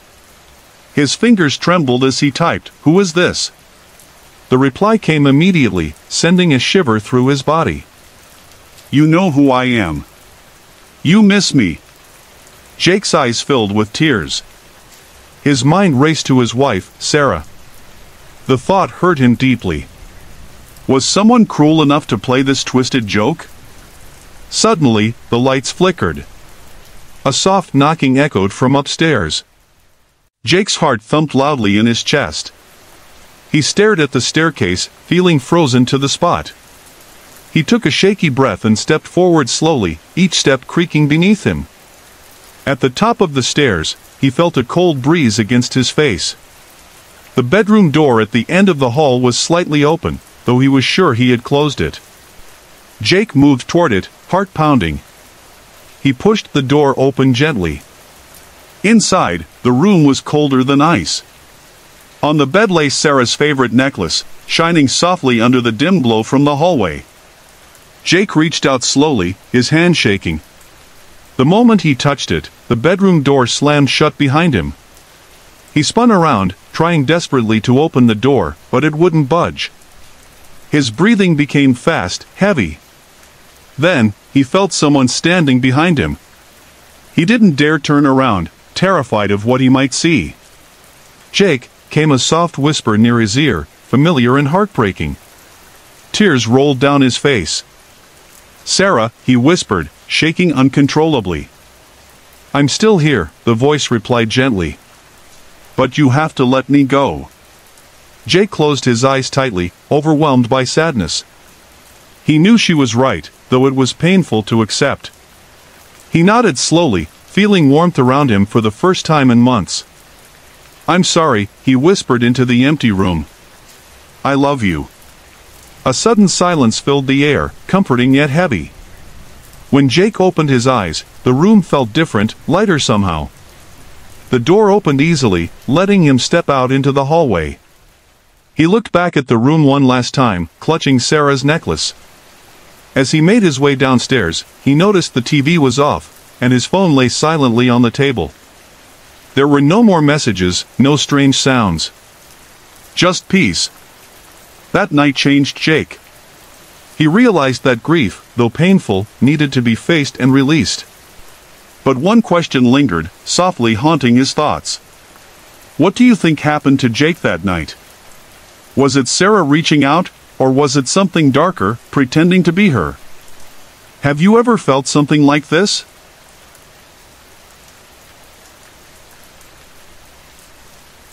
I want to tell you a story about my time living in a small town called Willow Creek. It is the kind of place where the trees are thick, the roads are narrow and foggy, and the nights feel colder than anywhere else. I moved there after losing someone close to me. It was hard, and I was feeling very alone. The house I bought was old and wooden, with creaky floors and windows that rattled when the wind blew. It sat at the end of a long driveway, surrounded by woods that seemed to whisper in the dark. On Halloween night, the wind was especially chilly, carrying the scent of wet leaves and something faint, like old smoke. I was still getting used to living alone. My phone was my lifeline, but sometimes it felt like even it was turning against me. One night, I noticed strange things happening. My phone would light up with messages I hadn't sent or received. Sometimes, it made noises when no one was calling. I told myself it was just a glitch. But the feeling of being watched kept growing. One evening, I was sitting on my porch under a flickering streetlight. The light swayed and hummed softly. The air smelled like rain was coming. As I looked into the woods, I thought I saw a shadow move between the trees. It wasn't an animal. It was tall and thin, almost like a person, but I couldn't make out a face. I tried to shake the feeling and went inside. As I closed the door, I heard a soft knock. 1, 2, 3. I looked through the peephole. No one was there. Just the empty, foggy road. The next night, things got stranger. My phone buzzed again. This time, a message showed up on the screen. "I see you." I stared at it, heart pounding. I didn't know who sent it. I thought about calling the police, but what would I say? A message from nowhere? Maybe it was someone playing a cruel joke. Sleep didn't come easy that night. The wind howled outside, and I could hear the house settling. Then, a loud thud upstairs. I grabbed my flashlight and slowly climbed the stairs. The hallway was empty, but at the end, my bedroom door was slightly open. I never leave it open. Inside, nothing seemed out of place. But then I noticed my phone lying on the bed, screen glowing with a new message: "Don't be afraid." I wanted to scream. But I stayed quiet, telling myself it was just someone hacking my phone. Still, my hands trembled. Days passed, and I avoided the woods, the streetlight, even my porch. I didn't answer my phone when strange messages came. I tried to focus on work and friends in town, but I felt like I was losing my mind. One cold autumn night, the power went out. The whole town was dark except for a few dim candles in windows. I lit one and sat by the fireplace. Suddenly, the phone rang. The screen was blank. No number, no name. I answered. A whisper came through, so faint I could barely hear it. "Why don't you come outside?" I froze. My breath caught in my throat. Then, silence. I hung up and sat still for a long time, listening to the wind. The next morning, a neighbor stopped by. She told me she had heard noises outside my house at night, footsteps crunching on leaves, soft whispers carried by the wind. But when she looked, no one was there. I began to wonder if the woods were more than just trees. If the shadows held something watching, waiting. I found an old book in the town library about local legends. One story spoke of a spirit called the Watcher, a shadow that roams the woods and the foggy roads, whispering to those who are alone, playing with their minds. That night, I sat on my porch again, the candle flickering beside me. The street light hummed and flickered, and the wind whispered secrets I couldn't understand. From the woods, I thought I saw that tall shadow again, just beyond the trees. I asked softly, "What do you want?" Nothing but silence answered me. Since then, the messages stopped. The footsteps faded. But sometimes, when the fog rolls in thick and the streetlight sways, I feel like I'm being watched again. Have you ever felt a presence when no one was there? What do you think was out in those woods with me? Maybe some things are better left unknown.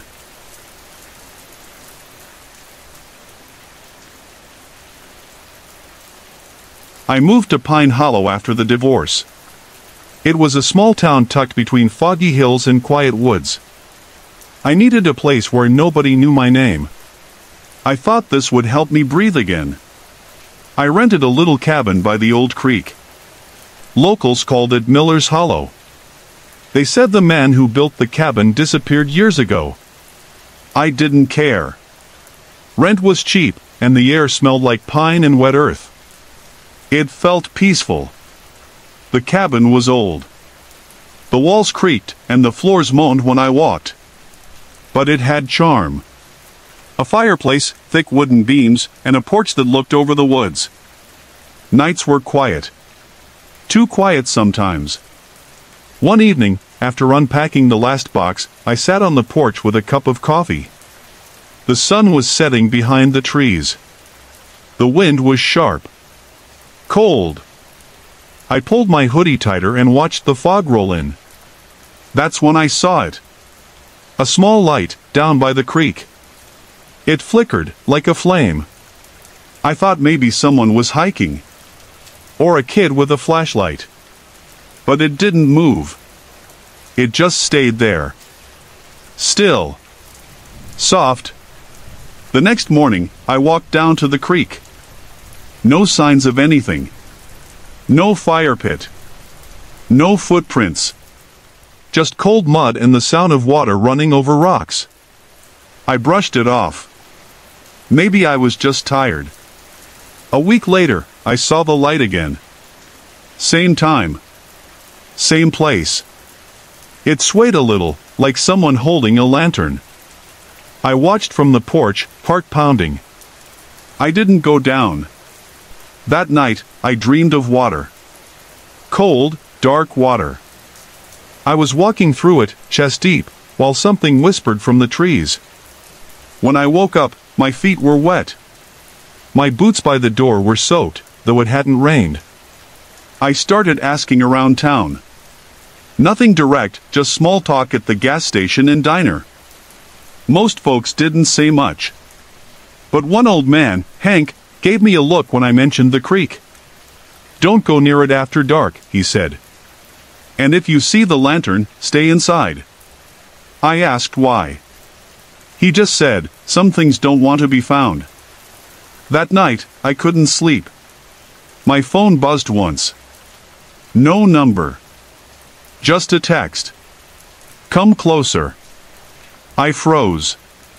I didn't reply. I turned off my phone and went to bed. But I couldn't stop thinking about it. The light. The dream. The wet boots. The next night, I stayed up late again. This time, I sat inside, just behind the window. Sure enough, the lantern appeared again. This time, closer. Just across the creek. It flickered slowly, almost like it was breathing. I felt drawn to it. My legs moved on their own. I stepped out onto the porch, barefoot. The wood was cold. The air felt thick, like something was pressing down on me. Then I heard it. A soft splash. Someone or something was wading through the creek. I couldn't see anyone. Just the lantern, floating. Then it dropped into the water and vanished. The next morning, I checked the creek again. This time, I found something. An old rusted lantern, half buried in the mud. I picked it up and turned it in my hands. Carved into the handle was one word, hollow.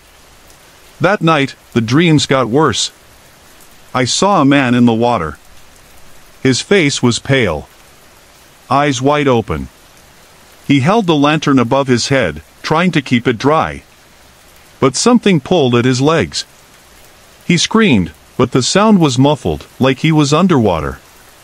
Then I woke up choking. My bed was wet. Not with sweat. With cold water. I had to leave. Something was wrong with this place.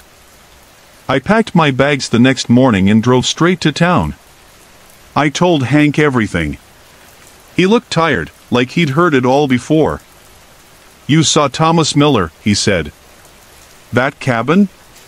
It was his. Built it for his wife. She died before they could move in. He went missing weeks later." I asked what happened. "They say he drowned in that creek. Tried to follow the voice of his wife. But no one ever found the body." I asked why the lantern kept showing up.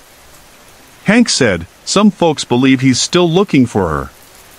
That the lantern shows where he last saw her face. That night, I stayed in a motel in town. But just past midnight, I looked out the window. And there it was. The lantern. Not by the creek. But across the parking lot.